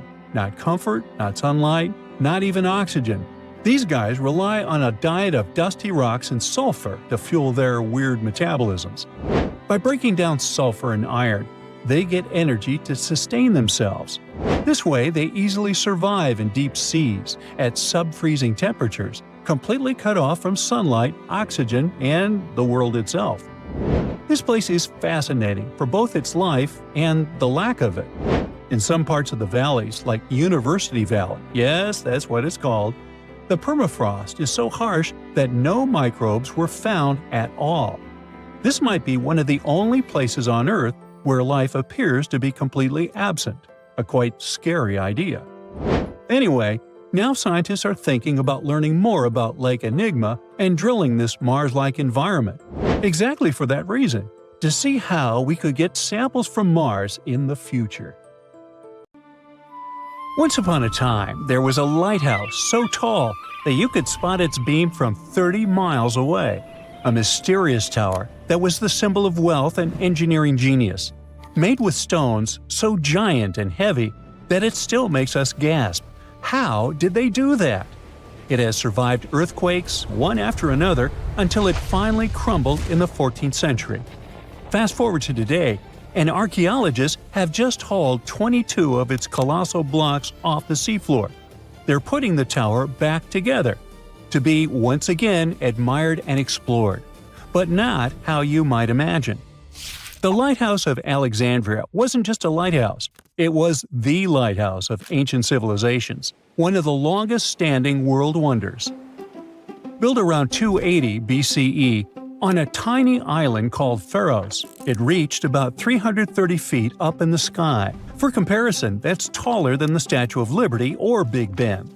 Now, keep in mind that this was before cranes, steel beams, or gym enthusiasts, and it becomes awe-inspiring. For sailors, spotting that gleaming tower was like finally seeing your exit sign after hours of driving on the world's most dangerous highway. The lighthouse was a sight for sore eyes, because legend says the waters around Pharos were tricky, full of hidden reefs that could smash ships to pieces.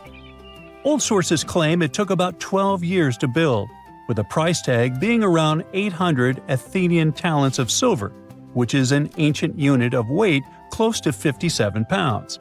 That means someone had to haul chests holding 23 tons of coins, without a forklift, most likely across the sea. Wow! The lighthouse was so impressive that the word Pharos ended up being used for lighthouses in a bunch of different languages.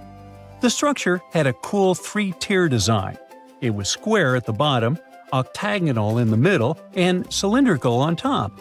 On its top, it had a statue, most likely of Zeus or Poseidon. The lighthouse's white limestone exterior was polished with a sun-catching plaster, so it gleamed like a beacon even without fire. At night, things were different. Wood was hard to come by in Egypt, so the fire on top may have been fed with bundles of papyrus roots or even naphtha for a brighter flame. Whatever the fuel, its glow was boosted by a massive polished bronze mirror. Now, bronze mirrors were common back then. It wasn't until the Renaissance, way long after the Pharos had crumbled, that glass-coated mirrors became standard in European lighthouses. During the day, the same mirror could reflect sunlight, and the tower's bright white silhouette, along with the smoke curling up from the fire, would help sailors find their way. Alexandria was one of the biggest ports in the ancient world, filled with merchants, travelers, and messengers, and the lighthouse was its landmark. Now, fun fact, if you're a fan of the Song of Ice and Fire universe, it certainly popped into your mind when reading about the High Tower of Old Town. Some fans speculate that not just the fictional lighthouse, but also the city itself, was directly inspired by Alexandria. And George R.R. Martin's love for ancient wonders doesn't stop there. There's also the Titan of Braavos, and the beloved author confirmed the intentional parallel to the imposing Colossus of Rhodes. For over 1,600 years, the lighthouse stood high against time, storms, wars, and intrigues, just like in the Game of Thrones. But it was finally defeated by nature itself. Sadly, a few major earthquakes during the 14th century brought it down, scattering its massive stones across the seabed. For over 5 centuries, the remains of the lighthouse just sat there under the waves, basically turning into an underwater rock garden. Divers knew about them, but hauling up 60-ton blocks from the sea is a job for a superhero, or a super powerful crane. And, until recently, it was a lot safer to leave them where they were. Alexandria is still, to this day, a busy harbor, and isn't exactly the easiest place for delicate archaeology. In the 1990s, archaeologists started mapping the whole area around Pharos Island. What they found was precision-cut limestone and granite blocks, some still showing carved edges. Over time, more than 100 massive pieces were cataloged, including chunks of columns, statues, and giant building blocks that could only have come from the lighthouse. Finally, in 2025, Egyptian and French teams joined up and brought that super crane along with a team of divers. In a carefully planned operation, they brought up 22 giant slabs from the seabed. There were parts like door lintels, threshold slabs, and a mysterious pylon, speculated to be some kind of monument. Some of those blocks weigh 70 to 80 tons, which is the weight of 20 African elephants. Those giant boulders are on dry land for the first time in over 600 years. But what happens now? Are researchers really about to rebuild the lighthouse like a giant Lego set? Not quite. You can't just stack century-old blocks like that. For starters, no one's 100% sure what the Lighthouse of Alexandria really looked like. Yeah, we've got drawings and clues, most famously the tiny images stamped into Roman coins from Alexandria. But they're more like an artist's quick sketch, not quite the blueprints for recreating something down to the last detail. And then there's the missing pieces problem. Those recovered stones are just a fraction of the original structure. Over the centuries, much of the lighthouse's material was repurposed. In fact, the spot where the lighthouse used to stand is now home to the Citadel of Qaitbay, a fortress built right on its old foundations. The fort is not just a symbol of the past, but also a tourist attraction and a recognizable Alexandrian landmark. So, no, Alexandria isn't about to get its legendary tower back. At least not in that way. Instead, these newly recovered stoneworks are headed for conservation labs to be studied. Specialists will clean, stabilize, and document every carved groove and chisel mark. Later, they're likely to head to a museum. After all, it's part of the national treasure. However, that's not the end of the story. We still have the technology on our side that promises a fully recreated and explorable lighthouse, just like it was all those centuries ago. The entire endeavor is called the Pharos Project, and its mission is to turn those hauled massive stones, lintels, thresholds, base slabs, and even a mystery pylon into a complete walk-through digital twin of the Lighthouse of Alexandria. Each piece is getting high-resolution 3D scanning, joining more than 100 fragments already recorded underwater. The goal isn't just a research. The Pharos Project aims to bring back the lighthouse's original look and feel and turn it into a museum. 330-foot tall structures often have a lot of stairs, and virtual reality is going to be far less painful for my old feet. Museum visitors could walk around its base in augmented reality, while researchers could use the model to test new theories about its structure and function. Hopefully, we'll be able to customize our own atmosphere, dim the lights, and examine the walls just like in a video game. Maybe they'll render pigeons and seagulls to make it even more authentic. We still don't have many details, but the entire thing is being recorded and will be made into a documentary. While we don't have booths to time travel, talented designers can bring the past back to the present. They just need the correct concept art. Sure, nowadays you can recreate almost everything in 3D, but the point here is the authenticity, to put it back together exactly how it was. This is what the Project Pharos wants to achieve. Maybe one day, every ancient world wonder will end up being recreated in a similar way. But there's no reason to stop there. Virtual tourism can save time and money, and while nothing can replace the real experience, visiting authentic locations recreated in virtual reality may be the next best option. Locals are already excited. The Citadel of Qaitbay is already drawing people, but now Alexandria is about to get the first digital tourist attraction. Soon anyone with a VR headset can stand on top of this historic wonder, squint while watching the sunset, and finally answer the burning question: is it possible to get exhausted while climbing virtual stairs? And can I customize the soundtrack? Ooh. For centuries, the whole world was wondering how the giants of Easter Island moved around. Maybe powerful chiefs ordered big groups of workers to haul them. Or the elite controlled special statue-making quarries. But now we finally know the people of Rapa Nui didn't drag their moai statues into place like lifeless logs. They made them walk. Scientists looked at nearly 1,000 moai, checked their shapes, proportions, wear patterns, and the gentle forward lean and curved base that many statues have. And then it struck them. Those details weren't accidents, but engineering. The forward lean shifts the center of gravity, and the curved base lets the statue pivot like a pendulum. Once the motion starts, inertia helps carry each step. Think of it like walking an enormous stone toddler using ropes and balance. To prove this right, the research team built a 4.35-ton replica. The real statues were around 13 tons, and some weighed up to 80 tons.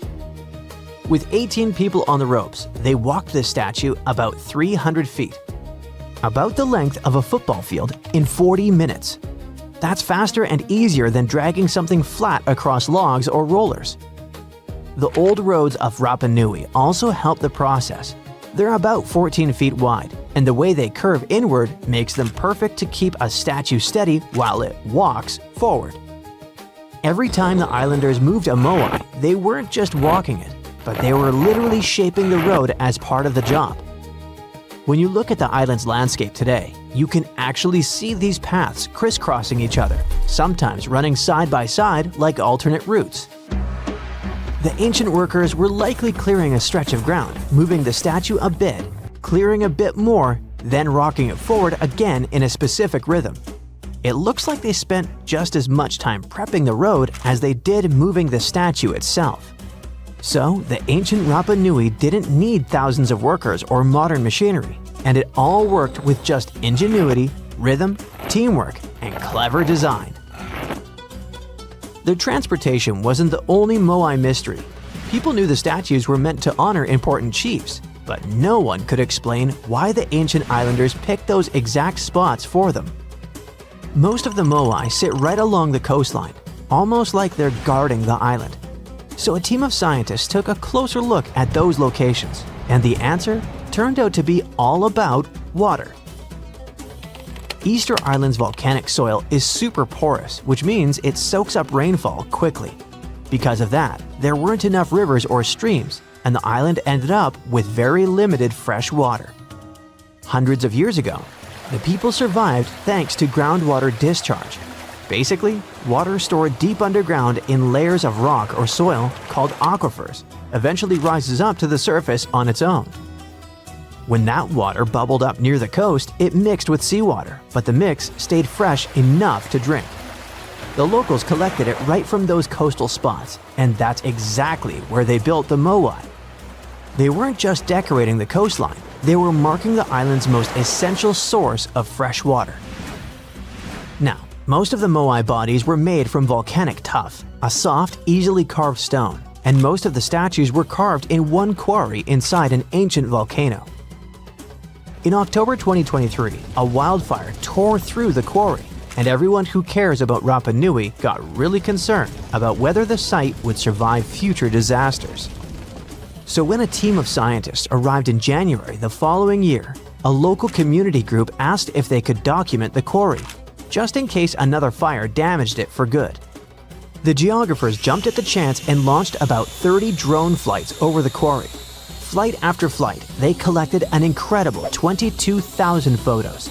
After that, they spent months running those images through computer software that stitched every piece together into a single, hyper-detailed 3D model. Now anyone in the world can explore Ranu Raraku, one of Easter Island's most important quarries, without even setting foot on the island. Of course, the 3D model isn't just an online tour platform. The team noticed that there were several workshops inside the quarry, and carving techniques changed from one site to another. So there wasn't one chief who told them how to do it, but rather each spot worked like its own workshop that was tied to a specific family clan.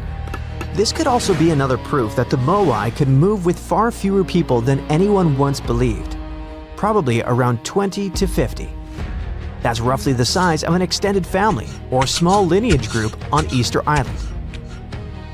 Most statues were carved while lying on their backs from the top down. In the most common method, the carvers focused on the face first, shaping the eyes, nose, and mouth, and then carved the outline of the head and body around those features.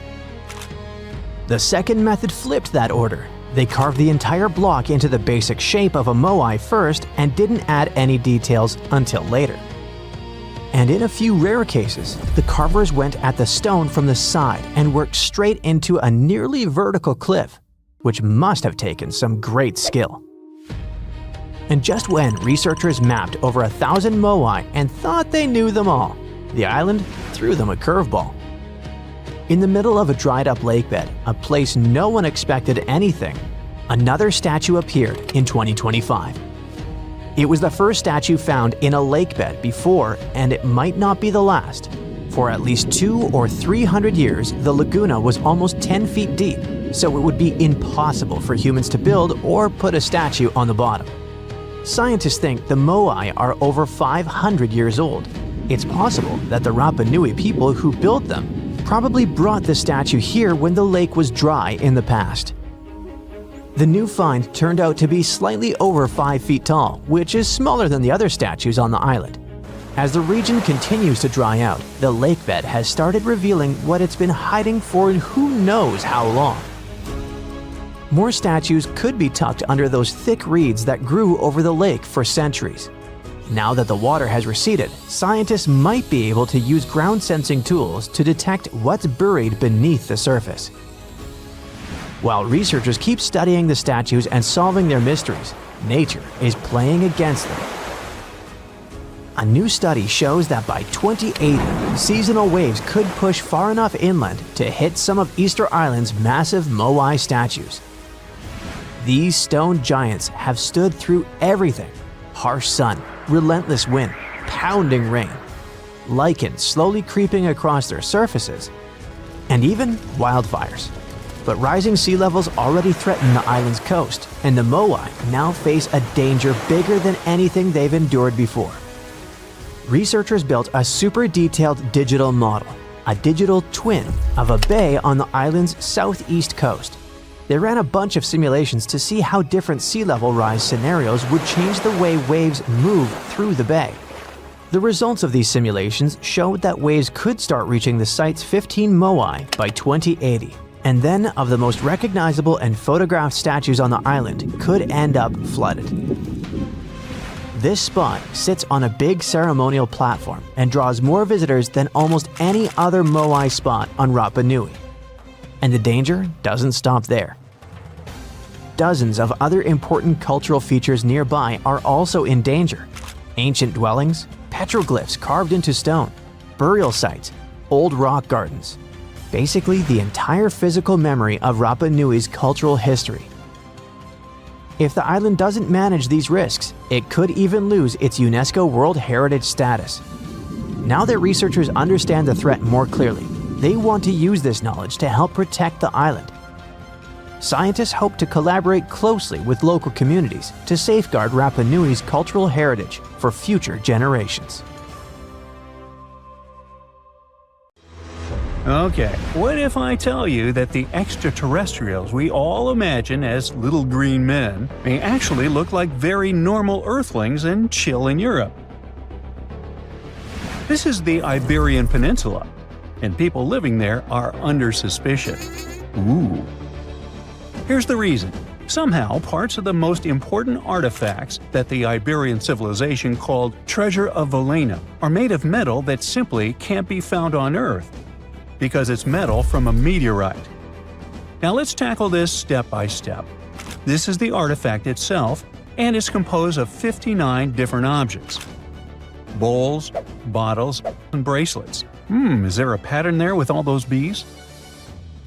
In total, the find weighs around 20 pounds, of which 18 pounds are 23.5 karat gold. Now, if you're not a metal specialist, I'll clarify it for you right away. For comparison, 23 karat gold is 95.8% pure gold, so 23.5 karat is even purer. The remaining percentage goes to other metals to help add strength and durability to the precious alloy. There was also silver, iron, and amber in that set. The artifact could have been pretty straightforward, but for these two, let's call them imposters. Look at this wrought iron bracelet and this hollow hemisphere. Can you see that? Those rusty lines on the hemisphere and the overall weird color of the bracelet do stand out, since everything else is made of purest gold. This all started back in 1963, when a researcher noticed a dark leaden metal among the shiny bowls and bottles. The metal was shiny in some areas and covered with a ferrous-looking oxide that was mostly cracked. Now, just so you understand, gold does not usually act this way. Gold is one of the least reactive of all metals, so it won't even tarnish, let alone rust. To figure out where this suspicious iron came from, researchers turned to mass spectrometry, which checks out the mass-to-charge ratio of molecules. Their findings showed that the nickel in the iron is similar to that found in meteoritic iron. Simply put, the bracelet and the hemisphere are of extraterrestrial origin. Ooh. Now, the exact age of the trove is hard to determine, yet it's crucial. We need to know the exact age to see if it coincides with the start of the Iron Age in the Iberian Peninsula. If it does, then no further questions here. But if it doesn't, well, it's, at the very least, weird, if not suspicious. So there's this three-age system. It comprises the Stone Age, then the Bronze Age, and then the Iron Age. The Stone Age is of no importance here, so let's compare the Bronze and the Iron Ages. The Bronze Age began when it was realized that combining copper and tin produced a material that was more durable than either metal alone. This era was all about major upgrades in tools and weapons, but two standout inventions were writing systems and the wheel. Then came the Iron Age. This time was all about slowly bringing iron into everyday life. Iron was way easier to shape into cool designs than bronze. Now, this was a big deal because iron, especially transformed into steel, provided significant improvements in all aspects of life. Tools became lighter, cheaper, and stronger compared to their bronze equivalents. You get it? Good. So, researchers have long debated whether the treasure dates back to the post-Argaric era or the latter part of the Bronze Age. The most recent study claims that those artifacts were created in 1400 to 1200 BCE, and something really doesn't add up. First off, the Iron Age began around 500 years after these artifacts were crafted. Plus, ancient craftsmen couldn't know back then how to work with metals that landed on Earth approximately 1 million years ago. And while the dates are really hard to explain, there is a logical explanation for the craftsmanship. The theory here is that those metal workers simply had access to the fallen meteorite, and thus, they could study it well and discover its properties before using it for decorative purposes. They could have figured it out through trial and error, and once they knew exactly how to work with this extraterrestrial metal, they proceeded to adorn the artifacts with it. Plus, there were the Phoenicians, who contributed to their craftsmanship. Now, it's true that the Iberian people have been processing metal and making pottery long before the Phoenicians settled on the peninsula. But the arrival of new metalworking techniques and the introduction of the potter's wheel enabled them to produce better quality goods much faster than before. So, we figured out the extraterrestrial origins of the Iberian artifacts. But guess what? This area is still under suspicion. The reason for that is the language they spoke. You see, for most modern languages people use today, there will always be some proto-language.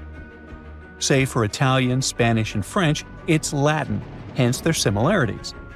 But wait, Iberian was largely spoken where modern Spain is, so why isn't Spanish similar to it? Well, the truth is, no language today is similar to the Iberian. Maybe only the Basque language, but it's because of some similarities found in their numerical systems. Basque is classified as a language isolate, or simply unrelated to any other known languages, and the only language isolate in Europe. The Iberian language is unclassified. While the scripts written in it have been deciphered to various extents, the language itself remains largely unknown. And look at the alphabet the Iberians had. Looks like it doesn't really belong to our planet. But hold up, this one might be a bit of a stretch. When the Phoenicians came to the peninsula, they brought along their alphabet to the Iberians. But honestly, the Iberians probably weren't keen on just copying someone else's writing system, so they tweaked it until it looked completely different. Let's just say they took some inspiration and ran with it. While linguists can guess to some extent how most characters sounded, actually translating the language is still completely impossible. The Iberian language was non-Indo-European and faded away over 2,000 years ago. And there aren't any similar languages left to help us out. Super frustrating, right? Yeah. We got over 2,000 Iberian inscriptions from tombs, coins, potteries, lead plates, and even cave wall carvings. But aside from a handful of words, we're totally in the dark about what they mean. Now, if we could understand their language, we might have learned that they were great thinkers and all, but we can only contemplate the works of art they left. Iberian culture has a lot of amazing stuff made by talented artisans. We're talking about not just metalwork and ceramics, but also detailed sculptures, textiles, jewelry, and other personal bling. But here's the catch. Making all those luxury items depended a lot on a big farming class. At the heart of Iberian society, most folks were involved in farming and taking care of livestock. Depending on where you were, the types of farming varied. For example, up in the north, they were all about growing grains, while down in Valencia, they focused on producing olive oil and other agricultural aspects. In the west, raising animals was the name of the game. Still, we don't have much information about the day-to-day lives of the many people doing this essential work. Yet, on the flip side, we know a lot about the upper class of Iberian society, who control these agricultural resources and hire the artisans. By the 7th century BCE, we start to see a group of Iberian princes who were living the good life, trading with the Phoenicians, and enjoying fancy luxury items. You can spot this elite class in their burial practices. Cremation was the go-to method for funerals among the Iberians, and wealthy individuals were often found in cemeteries with all sorts of lavish goods and funerary sculptures that give us a peek into the fashion and hairstyles of the rich. Interestingly, Starting in the 6th century BCE, there was a noticeable drop in the number of recognizable burials, which suggests that these elaborate funeral customs became more exclusive to a small elite. Meanwhile, the fate of the majority, farmers, artisans, soldiers, and laborers, who made up a big chunk of the population, remains a bit of a mystery. It used to be a pretty advanced civilization, but it vanished without a trace. Researchers think it could have been due to some massive earthquake, but so far, we don't know for sure. Egypt has ruled as the owner of the world's oldest pyramid, until now. A newly discovered structure in Indonesia may predate Egypt by thousands of years. If this is true, it rewrites history. The world's first pyramid was born during the last ice age, and it's now located in the middle of the jungle. At first glance, Gunung Padang does not exactly scream pyramid. It looks more like a big mound with scattered stones tossed all over it. But recent excavations have revealed that far beneath the surface, there are stone structures buried in multiple layers, deeper and much older than anyone expected. We're talking possibly 27,000 years old.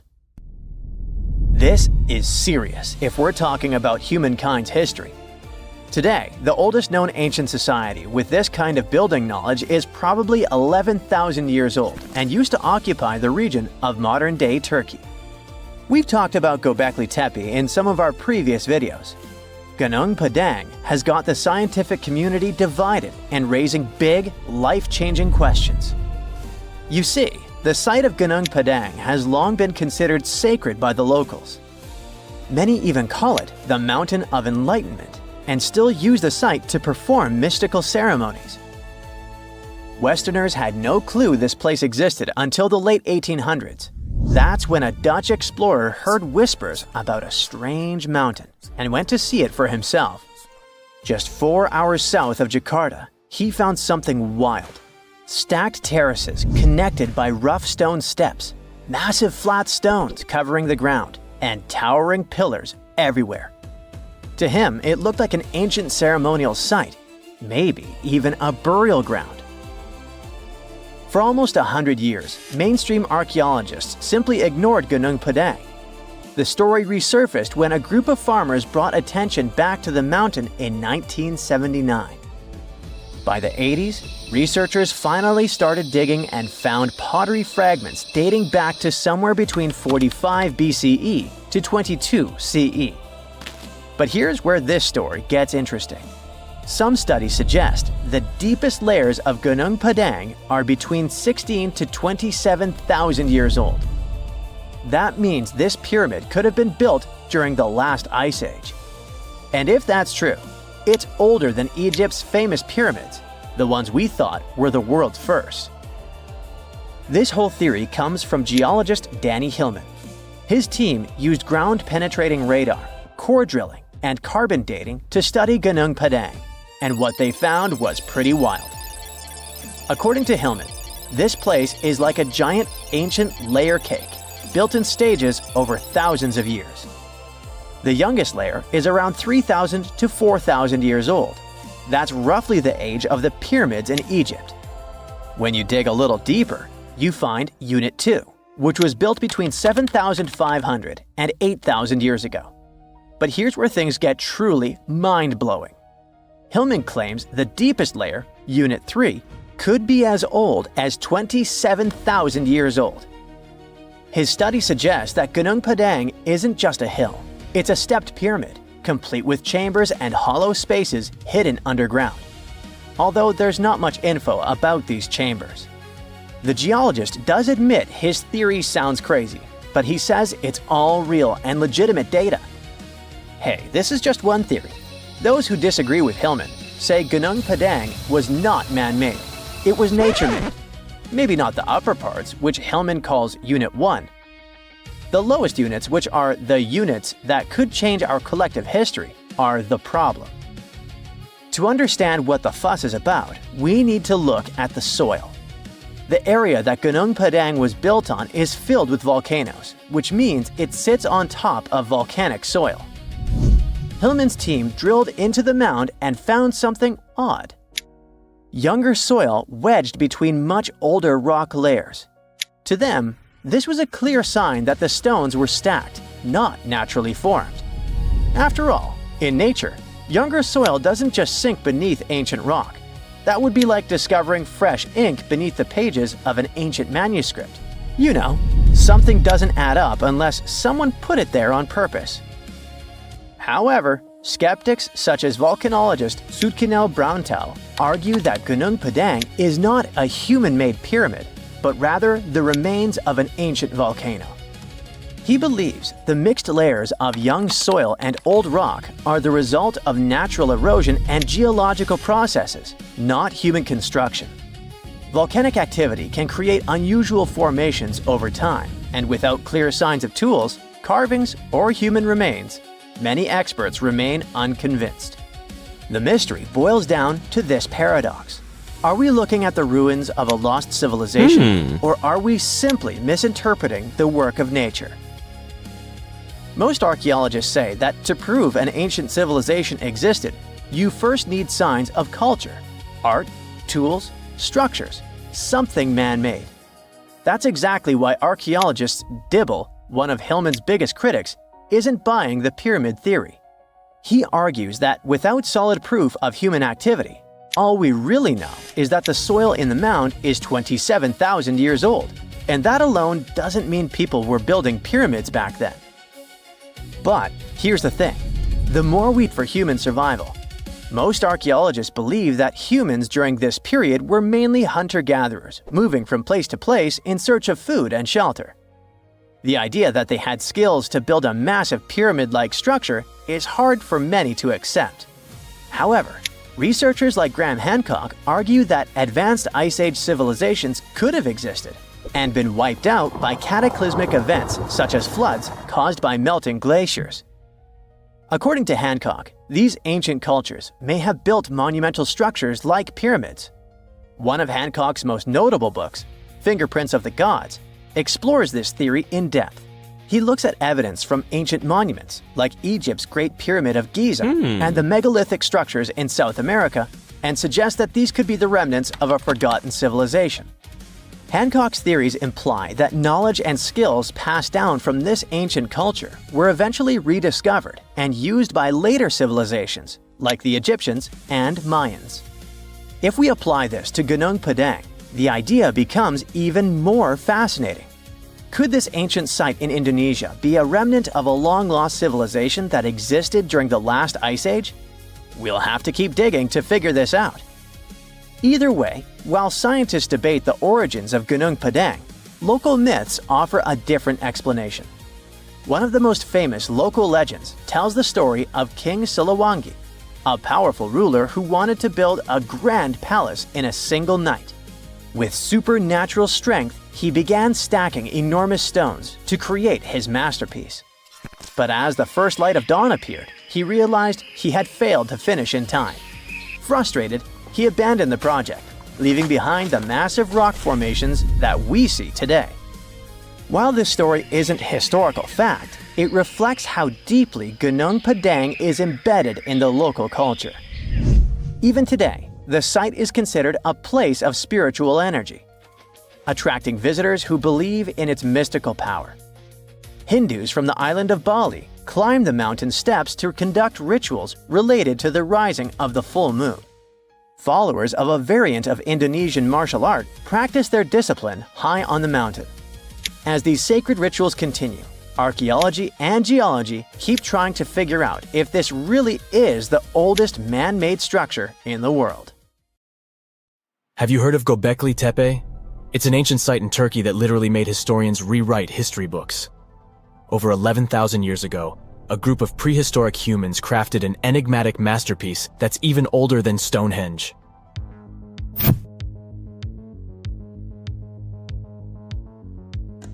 Before its discovery, archaeologists believed that people didn't know about iron and weren't good at making pottery. They were sure that settled life only emerged with the need for agriculture. But Göbekli Tepe changed this belief.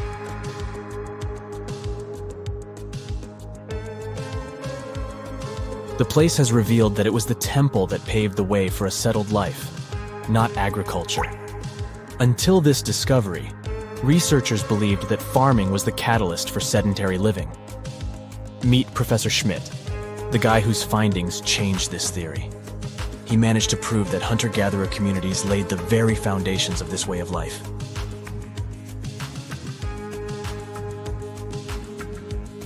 Back in the 1960s, other archaeologists visited the area, but they totally missed the mark. While surveying the region, they stumbled upon a hill with scattered limestone slabs and concluded it was just an old burial ground from medieval times. Little did they know that there was so much more to uncover.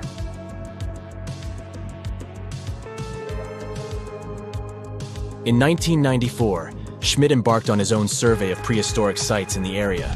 Surprise!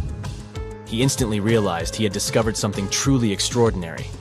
Unlike the nearby flat and barren plateaus, Göbekli Tepe had a gently rounded top, rising 50 feet above the surrounding landscape. Funny enough, the translation of this place's name is Potbelly Hill. Schmidt was sure only humans could have made something like this.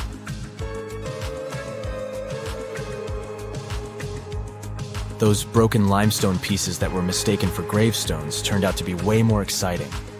It was like stumbling upon a hidden treasure. The pieces took on a whole new meaning, and Schmidt with his team was about to dive into the secrets waiting beneath the surface. To their surprise, they found no traces of a settlement, no hearths for cooking, no houses, and none of those adorable clay figurines commonly found in nearby sites of similar age. However, they uncovered that those ancient people used tools like stone hammers. So, Schmidt and his team put their heads together and took a wild guess at the age of Göbekli Tepe's stone structures. Their estimation got backed up by some limited carbon dating done right at the site. The ancient vibes of this place were finally starting to make sense. It was like a puzzle slowly coming together.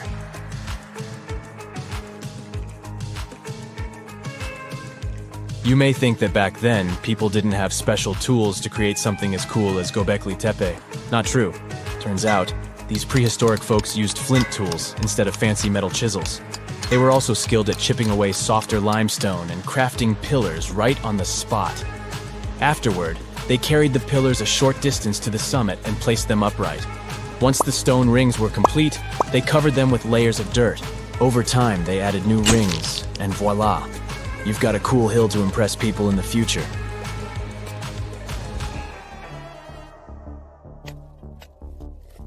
During their first year of excavation, the team went through 15,000 pieces of animal bones from wild creatures. These people didn't have pet animals or grow their own food. They hunted wild animals for their meals. But things were about to change, because the place had everything they needed to start farming. Scientists say they had wild sheep and wild grains that could be domesticated. And guess what? Just 20 miles away, geneticists found evidence of the world's oldest domesticated strains of wheat at a prehistoric village.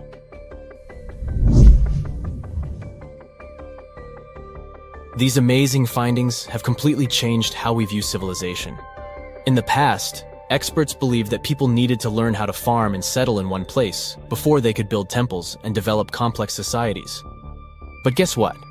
Schmidt's research flips that idea on its head. He claims that the incredible effort put into constructing these astonishing structures actually set the stage for the development of advanced societies. It means that societal and cultural changes happened before agriculture.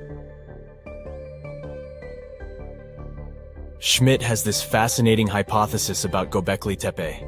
He thinks it could have been a special burial site where people left their loved ones. And here's the twist. The burial site was adorned with fancy statues and symbols representing deities from the spiritual realm. The idea that Göbekli Tepe could have served as a sacred place adds another layer of complexity to the whole story. While the site's true purpose may remain elusive, Schmidt's insights invite us to consider the profound interplay between life and the afterlife, and the deep reverence ancient hunter-gatherer societies may have had for their departed ancestors. Now let's talk about the stars of the show, the mesmerizing T-shaped columns that dominate Göbekli Tepe. These mysterious structures range from 10 to 20 feet tall and most likely represent stylized human figures. But one figure stands out from the rest, the three-dimensional lion relief. This depiction really fires up our imagination. Why? Because it hints at the possibility that lions roamed Anatolia during the Neolithic period.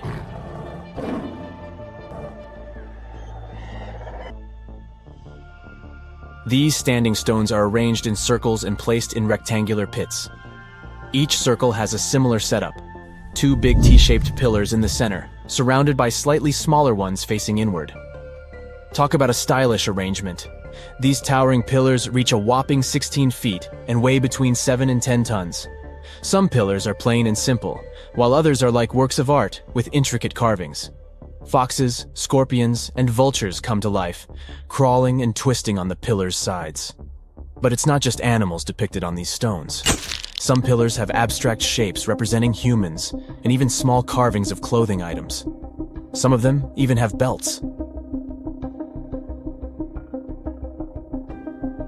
Now, there's one pillar that stands out from the rest like a rock star. This super old stone pillar suggests that a comet crashed into Earth. It happened during a chilly period that lasted about 1,000 years. Previous studies examining Greenland ice cores hinted at this comet theory, but now the carvings at Göbekli Tepe prove it right.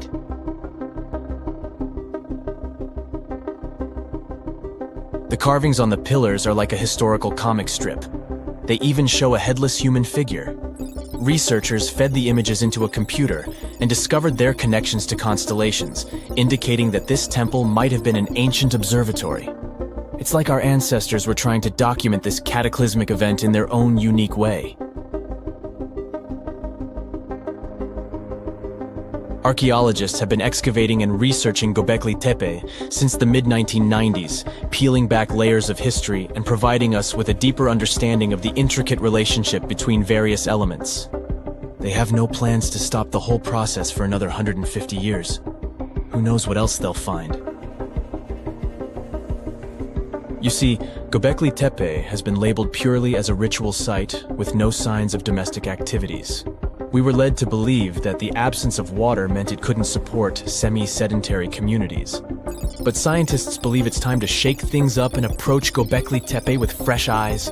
It's time to question what we believed before and use new evidence and different ways of thinking. Like, there might have been a group of people living in the area who didn't stay in one place all the time. They moved around a bit but still had their own civilization, living in the area semi-sedentarily. Göbekli Tepe is not just home to a single temple, but an astounding collection of over 20 ancient structures. As archaeologists delve into the depths of this wonder, they are unraveling its unique layout, featuring two prominent focal points at the heart of each establishment, complemented by smaller structures and dividing walls. What's even crazier is that in this area, there are over 200 obelisks, which are narrow tapering monuments. You're walking through a bustling town near the Bay of Naples. It looks full of life, energy, and healthy food. Look at these flatbreads that might have been ancient pizza, no less. The people of Pompeii are living their best lives. But all of that comes to a fiery halt in 79 CE. That's when Mount Vesuvius, that unassuming mountain looming over the city, decides it's time to make history. And the result is a tragic story that archaeologists are still piecing together 2,000 years later. Now, if you think Pompeii was some boring, dusty old place, well, think again. This was a lively, buzzing town. There were farmers bringing in fresh produce, merchants selling their goods, bakers cranking out bread, and pizza-like flatbreads, and gladiators gearing up for fights in the amphitheater. The people of Pompeii loved decorating their homes with frescoes, mosaics, and statues. And food was a big deal. Pompeii was home to some of the earliest restaurants, called Thermopylae, where people could grab hot meals on the go. But let's get back to the fateful day when this beautiful, simple life ended. The saddest thing is that the people of Pompeii had warnings. They just didn't know it. Around 4 days before Vesuvius erupted, there had been minor tremors. But the locals were used to earthquakes. They had a massive one in 62 CE that destroyed lots of buildings, but they rebuilt the town and kept living there. No one thought, hey, maybe that giant mountain is the problem. So by the time 79 CE rolled around, Pompeii was back to normal, or so they thought. Now it's the morning of the eruption, just another regular day. People are working, shopping, and chilling in the baths. And then, out of nowhere, Vesuvius erupts. It was a catastrophic explosion that shot a plume of ash, gas, and rocks 20 miles into the sky. Pliny the Younger, a Roman writer who watched this disaster unfold from across the bay, wrote that it looked like a pine tree of fire and smoke rising into the heavens. Suddenly, it began raining with ash. First it was a drizzle, then it started coming in buckets. Gray, heavy rain that didn't let you breathe. Then hail began falling from the sky. But it wasn't hail. Those were pumice stones, light chunks of volcanic rock. They were smashing roofs and windows and piling up in the streets. That's when people started panicking. Some of them decided to escape, so they ran from the town. Others thought the walls of their homes would protect them. Well, they didn't. Soon things turned even worse. The ash had covered Pompeii's streets, and buildings were collapsing under its weight. But the real nightmare came early the next morning. Pyroclastic flows, a fatal avalanche of superheated gas, ash, and rock that was racing down the side of a volcano at more than 200 miles per hour. The heat alone, around 1,000 degrees Fahrenheit, instantly finished the life of anyone who ended up in the way of the flow. When the pyroclastic flows hit Pompeii, it was, unfortunately, game over for the town. Those who decided to stay in the city didn't stand a chance. The people were trapped so quickly that their bodies were left frozen in their last moments, some shielding their faces, others holding loved ones. In one bakery, archaeologists found the skeletons of 3 people who'd stayed behind. They thought the oven's stone walls would protect them. But those just weren't strong enough to resist the elements. When the eruption finished, Pompeii was covered with 20 feet of volcanic debris. What archaeologists eventually found when they uncovered the town was both mesmerizing and terrifying at the same time. Because Pompeii was buried so suddenly, everything remained preserved: homes, streets, art, food, and even people. These days, scientists are rethinking what we know about the victims of the Pompeii disaster, thanks to new DNA evidence. Apparently, a lot of our assumptions about who these people were might be way off. A recent study by researchers from the US and Italy has shaken things up. They found that some of the victims, who they assumed were family members, weren't related at all. On top of that, the gender of some individuals was misidentified.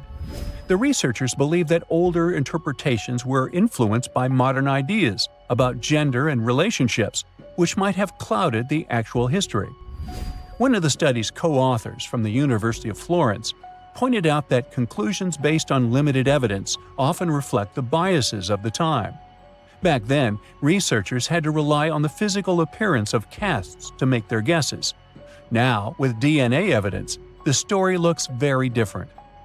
Let's look at the case of the so-called family found in the House of the Golden Bracelet, which was discovered in 1974 on a Pompeii hillside.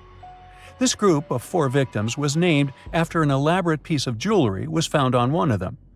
Based on the cast, one of the figures, who was holding a child, was assumed to be a mother. But the DNA results revealed this person was, in fact, a man. Even more surprising, none of the individuals were related, as scientists thought previously. Not surprising, given the extreme confusion and terror the people experienced as they desperately took shelter anywhere they could. Another interesting finding involves a pair of victims once thought to be sisters or a mother and daughter. DNA evidence now suggests that one of them was biologically male. Altogether, the researchers have analyzed the remains of 14 individuals for this study, and this is just a small portion of more than 1,000 victims of Mount Vesuvius's eruption that have been found so far. Archaeologists in Pompeii have also made one more discovery. Look at this figure. Initially, everyone believed that this man had been crushed by a massive boulder, a stone block that might have been part of a door frame during the eruption. His skull, with its mouth open as if in a final gasp, was found near his body. He was probably trying to escape all the chaos when it happened. But new evidence suggests that wasn't the case. His demise was likely the result of asphyxiation from a pyroclastic flow. For a long time, people thought Vesuvius erupted on August 24th. That's what some evidence seemed to suggest. But over the years, archaeologists started finding evidence that pointed to a later date. For example, they found graffiti dating back to late October and food remains, such as pomegranates. Such products wouldn't have been around in August yet. Plus, they found heating braziers in homes. Who would need extra heat in the summer of Italy? So, most experts agree that the eruption happened in late October. Now, it turns out that not everyone in Pompeii passed away. Scientists think that 15,000 people lived in the town, and only about 2,000 of them didn't survive the disaster. It means thousands of people managed to escape. But at the same time, their lives changed forever. They didn't have homes to come back to. Imagine fleeing your home with nothing but the clothes on your back, leaving behind everything you've ever known. Some survivors made it to nearby cities like Naples, but they had to start over from scratch. But recently, archaeologists made a pretty cool discovery: a fresco of a flatbread that might have been the ancient ancestor of pizza. Researchers found this painting in a house near a bakery. It shows a round bread sitting on a silver platter next to a goblet. They think people might have eaten this bread with fruits like pomegranates or dates, or maybe topped with spices or a kind of pesto. But the coolest part is that Pompeii is just 14 miles from Naples, which is the modern home of pizza. The director of Pompeii pointed out how this discovery connected a simple poor man's dish from ancient times to the modern pizza we all know and love. Today, Pompeii is one of the most famous archaeological sites in the world. Every year, new discoveries help us understand Roman life of those times even better. Hey, I bet you didn't know that trees used to grow in the middle of Egypt's barren, sun-roasted Sinai desert. It's true. If you can't picture it, I don't blame you. But archaeologists have recently stumbled upon a tree-lined boulevard. Yep, an actual green avenue leading to a massive ancient fortress. No, this isn't some mirage or an overactive imagination, although I do have one. But it's turning our ideas of ancient Egyptian desert life upside down. Let's rewind a bit. The site in question is called Tel Abu Saifi, located in the northern part of the Sinai Peninsula. For a long time, it was known as a dusty archaeological footnote, the home of ruins from the Ptolemaic and Roman periods. You know, the era after Alexander the Great swaggered through Egypt and the Roman Empire called dibs. But recently, Egypt's Ministry of Tourism and Antiquities decided to give it a fresh dig. And what they found out turned to be more than just a forgotten outpost. We're talking about a full-on military fortress with defensive trenches, paved roads, lime kilns, barracks for soldiers, and even room for their families. A whole bunch of living quarters right in the middle of a desert doesn't feel very homey until you remember our star, the unexpected Green Avenue. This road was over 300 feet long and 36 feet wide, as long as an American football field, paved with limestone slabs and lined with more than 500 clay planting pits. These weren't for show. They held actual trees, creating a shaded tree-lined entrance straight to the fortress. Imagine walking through that, the sun blazing overhead, and suddenly, blessed shade. Ooh. Now, that's not just a grand entrance, that's an ancient red carpet, or maybe a green one. But this wasn't about curb appeal. The existence of hundreds of trees in a desert landscape over 2,000 years ago tells us something big. You see, the Ptolemaic Egyptians weren't simply good at building monuments. They were also masters of water management. In a place where rainfall is rarer than a selfie with a pharaoh, they somehow found a way to grow rows of trees. Now, let that sink in. To irrigate that many trees in a desert, they must have had a sophisticated irrigation or water transport system, something capable of moving and distributing water efficiently in this harsh climate. Maybe they channeled groundwater, or maybe they captured seasonal rain, or maybe ancient sprinkler systems. Okay, maybe not that fancy. But still, it's clear they were ahead of their time. Here's the thing, we already know the Egyptians mastered water control. They harnessed the Nile with ditches and canals to feed distant fields. so irrigation wasn't exactly a mystery to them. They had the skills and the knowledge. And sure, scientists still debate what the Sinai climate was like 2,000 years ago, but many believe it may have once been greener. After all, take one look at those dramatic mountains and rocky landscapes, shaped and sculpted as if by brute force of ancient rivers. And it's hard not to think that water once played a bigger role out there. Plus, archaeologists have found tons of evidence showing that Ptolemaic Egyptians cultivated fruits, vines, and trees on a large scale. In other words, growing a forest in a desert might feel wild to us, but to them, it was just another Tuesday. And now, this green avenue is making archaeologists wonder, what if similar irrigation systems were used elsewhere, say for transporting the enormous stones used to build the pyramids? There's already a theory that ancient rivers or human-made canals helped move those stones. And the Tel Abu Saifi discovery? Well, it might just be the missing puzzle piece. This isn't just a dream. Back then, rivers were like highways, power grids, and cargo trains of the ancient world, all rolled into one. Egyptians used them for everything: irrigating crops, trading goods, powering industry, and even mobilizing for war. If you were doing something important, odds are it involved a river. But wait, it gets even better. Excavations revealed deep defensive trenches, like ancient moats, dug more than 6 feet deep around the fortress. Those weren't just muddy ditches. They were part of an elaborate defense system designed to be filled or bridged to control access. Think of it as ancient Egypt's version of a retractable security gate, minus the hydraulics. And while the trenches were keeping intruders out, life inside the fortress was bustling. Remember how we said archaeologists had found military housing units? It turns out soldiers might have lived there with their families. So this wasn't just a barracks, it was a thriving community, with meals, routines, kids playing, and probably a whole lot of ancient gossip flying around the dinner table. In addition to all the military stuff, researchers found 4 massive lime kilns used to produce quicklime, an essential ingredient for making construction mortar.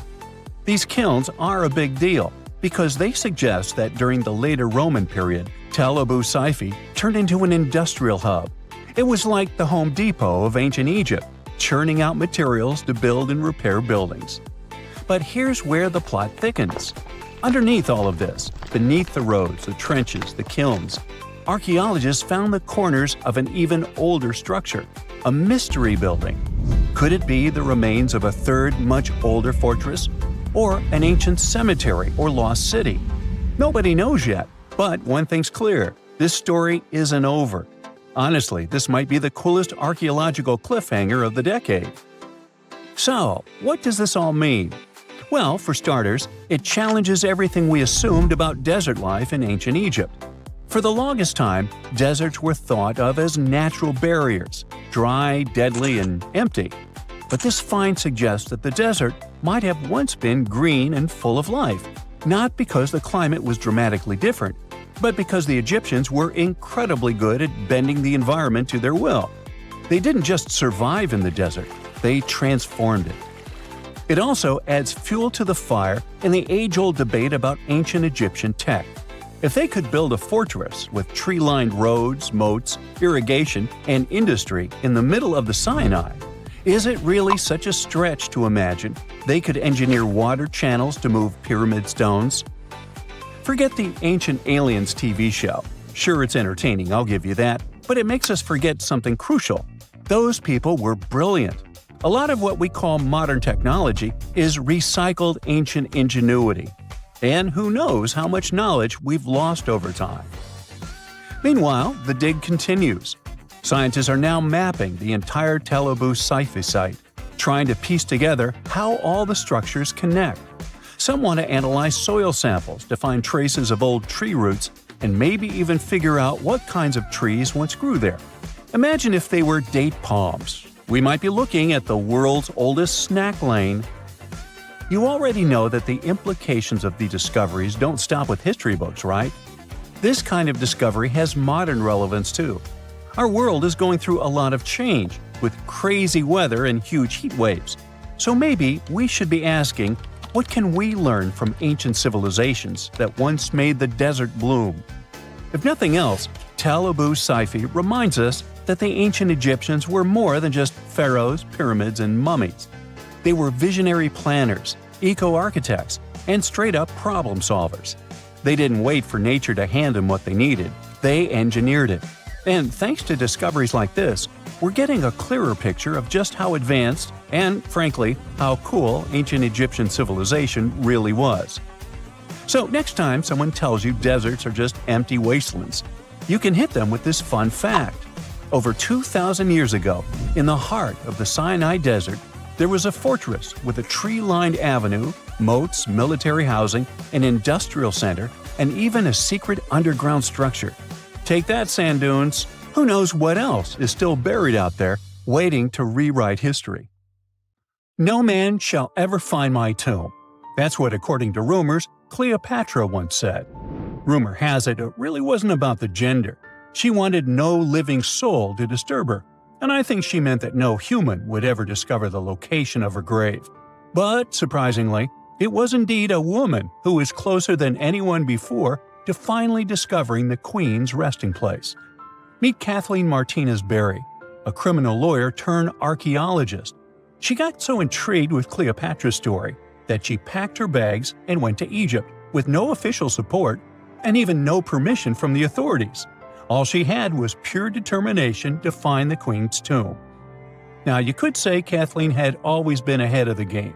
She skipped grades in school, mastered piano, chess, swimming, and martial arts, and grew up listening to top intellectuals debating in her home.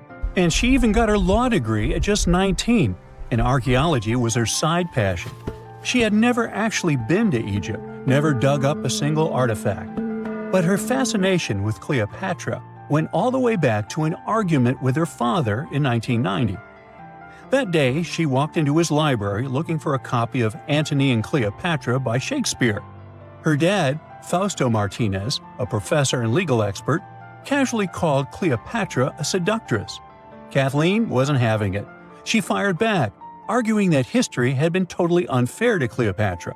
The Romans, she said, wanted to destroy her reputation, and for centuries, people had just believed their version of the story. The debate went on for hours, and in the end, her father admitted maybe he had judged Cleopatra too harshly. That conversation changed everything for Kathleen. From that day on, she read every ancient text she could find, especially Plutarch's account of Cleopatra and Mark Antony. The more she learned, the more convinced she became that Cleopatra wasn't just some queen who fell for the wrong guy. She was a genius, playing a dangerous political game to keep Egypt independent. And the more she read, the more she started thinking, what if everyone had been looking for Cleopatra's tomb in the wrong place? That thought stuck with her. When she was caring for her second child, she earned a master's in archaeology. Multitasking. That reignited an obsession that would take over her life, uncovering the truth about Cleopatra. Even though most experts believe that Cleopatra's tomb, along with the final resting place of 13 other Ptolemaic rulers, lies somewhere beneath modern-day Alexandria, Dr. Martinez has a different idea. She believes Cleopatra was buried at Taposiris Magna, an ancient temple dedicated to Osiris, the Egyptian deity of the afterlife. But she still needed an ancient foundation plate. These plates, about the size of a smartphone, were placed beneath important temple structures and often contained inscriptions explaining when and why the temple was built. If she could find a plate that confirmed the temple was dedicated to Isis, Cleopatra's patron deity, she'd have solid proof that this was the right place to look. Nothing could deter Martinez. She excavated the entire temple site, digging deeper than anyone before her. Her team found coins with Cleopatra's name and face stamped on them. It meant Cleopatra had a direct connection to this site. Then, they uncovered something even more interesting. A tunnel used to bring water to people, leading straight from the temple into the Mediterranean Sea. So, if parts of the temple had already sunken into the water, could Cleopatra's tomb be down there too? Martinez needed proof to convince Egyptian authorities to let her search underwater. And, against all odds, she found the missing foundation plate. On it, the pharaoh offered a large area of Nubia to deity Isis. That was it, the confirmation she needed. The temple was indeed dedicated to Isis, proving her theory wasn't just speculation. If one temple was on land, Martinez suspected the second temple, possibly Cleopatra's tomb, had collapsed into the sea. She needed help from experts in underwater archaeology, so she reached out to Robert Ballard, the guy who discovered the Titanic. With support from the Egyptian authorities, she and her team began exploring the waters off the coast of Alexandria. And what they found was mind-blowing. Underwater, they discovered massive stone structures, some standing 6 to 10 feet tall, right where the coastline would have been thousands of years ago. They also found basalt blocks, the same material used in the statues from the first temple. That meant one thing: those weren't just random rocks. They were the remains of a lost city, buried beneath the sea for centuries. Now, we can only wait and see whether Martinez and her team will be able to unravel one of the greatest mysteries of the past left by the outstanding woman that was Cleopatra. Here's some backstory. After her father, Ptolemy VII, passed away, Egypt's throne went to both Ptolemy VIII and Cleopatra, or so it seemed. Cleopatra, just 18 at the time, allegedly married her 10-year-old brother. Yeah, ancient royalty had some different customs, though there's no solid proof of that.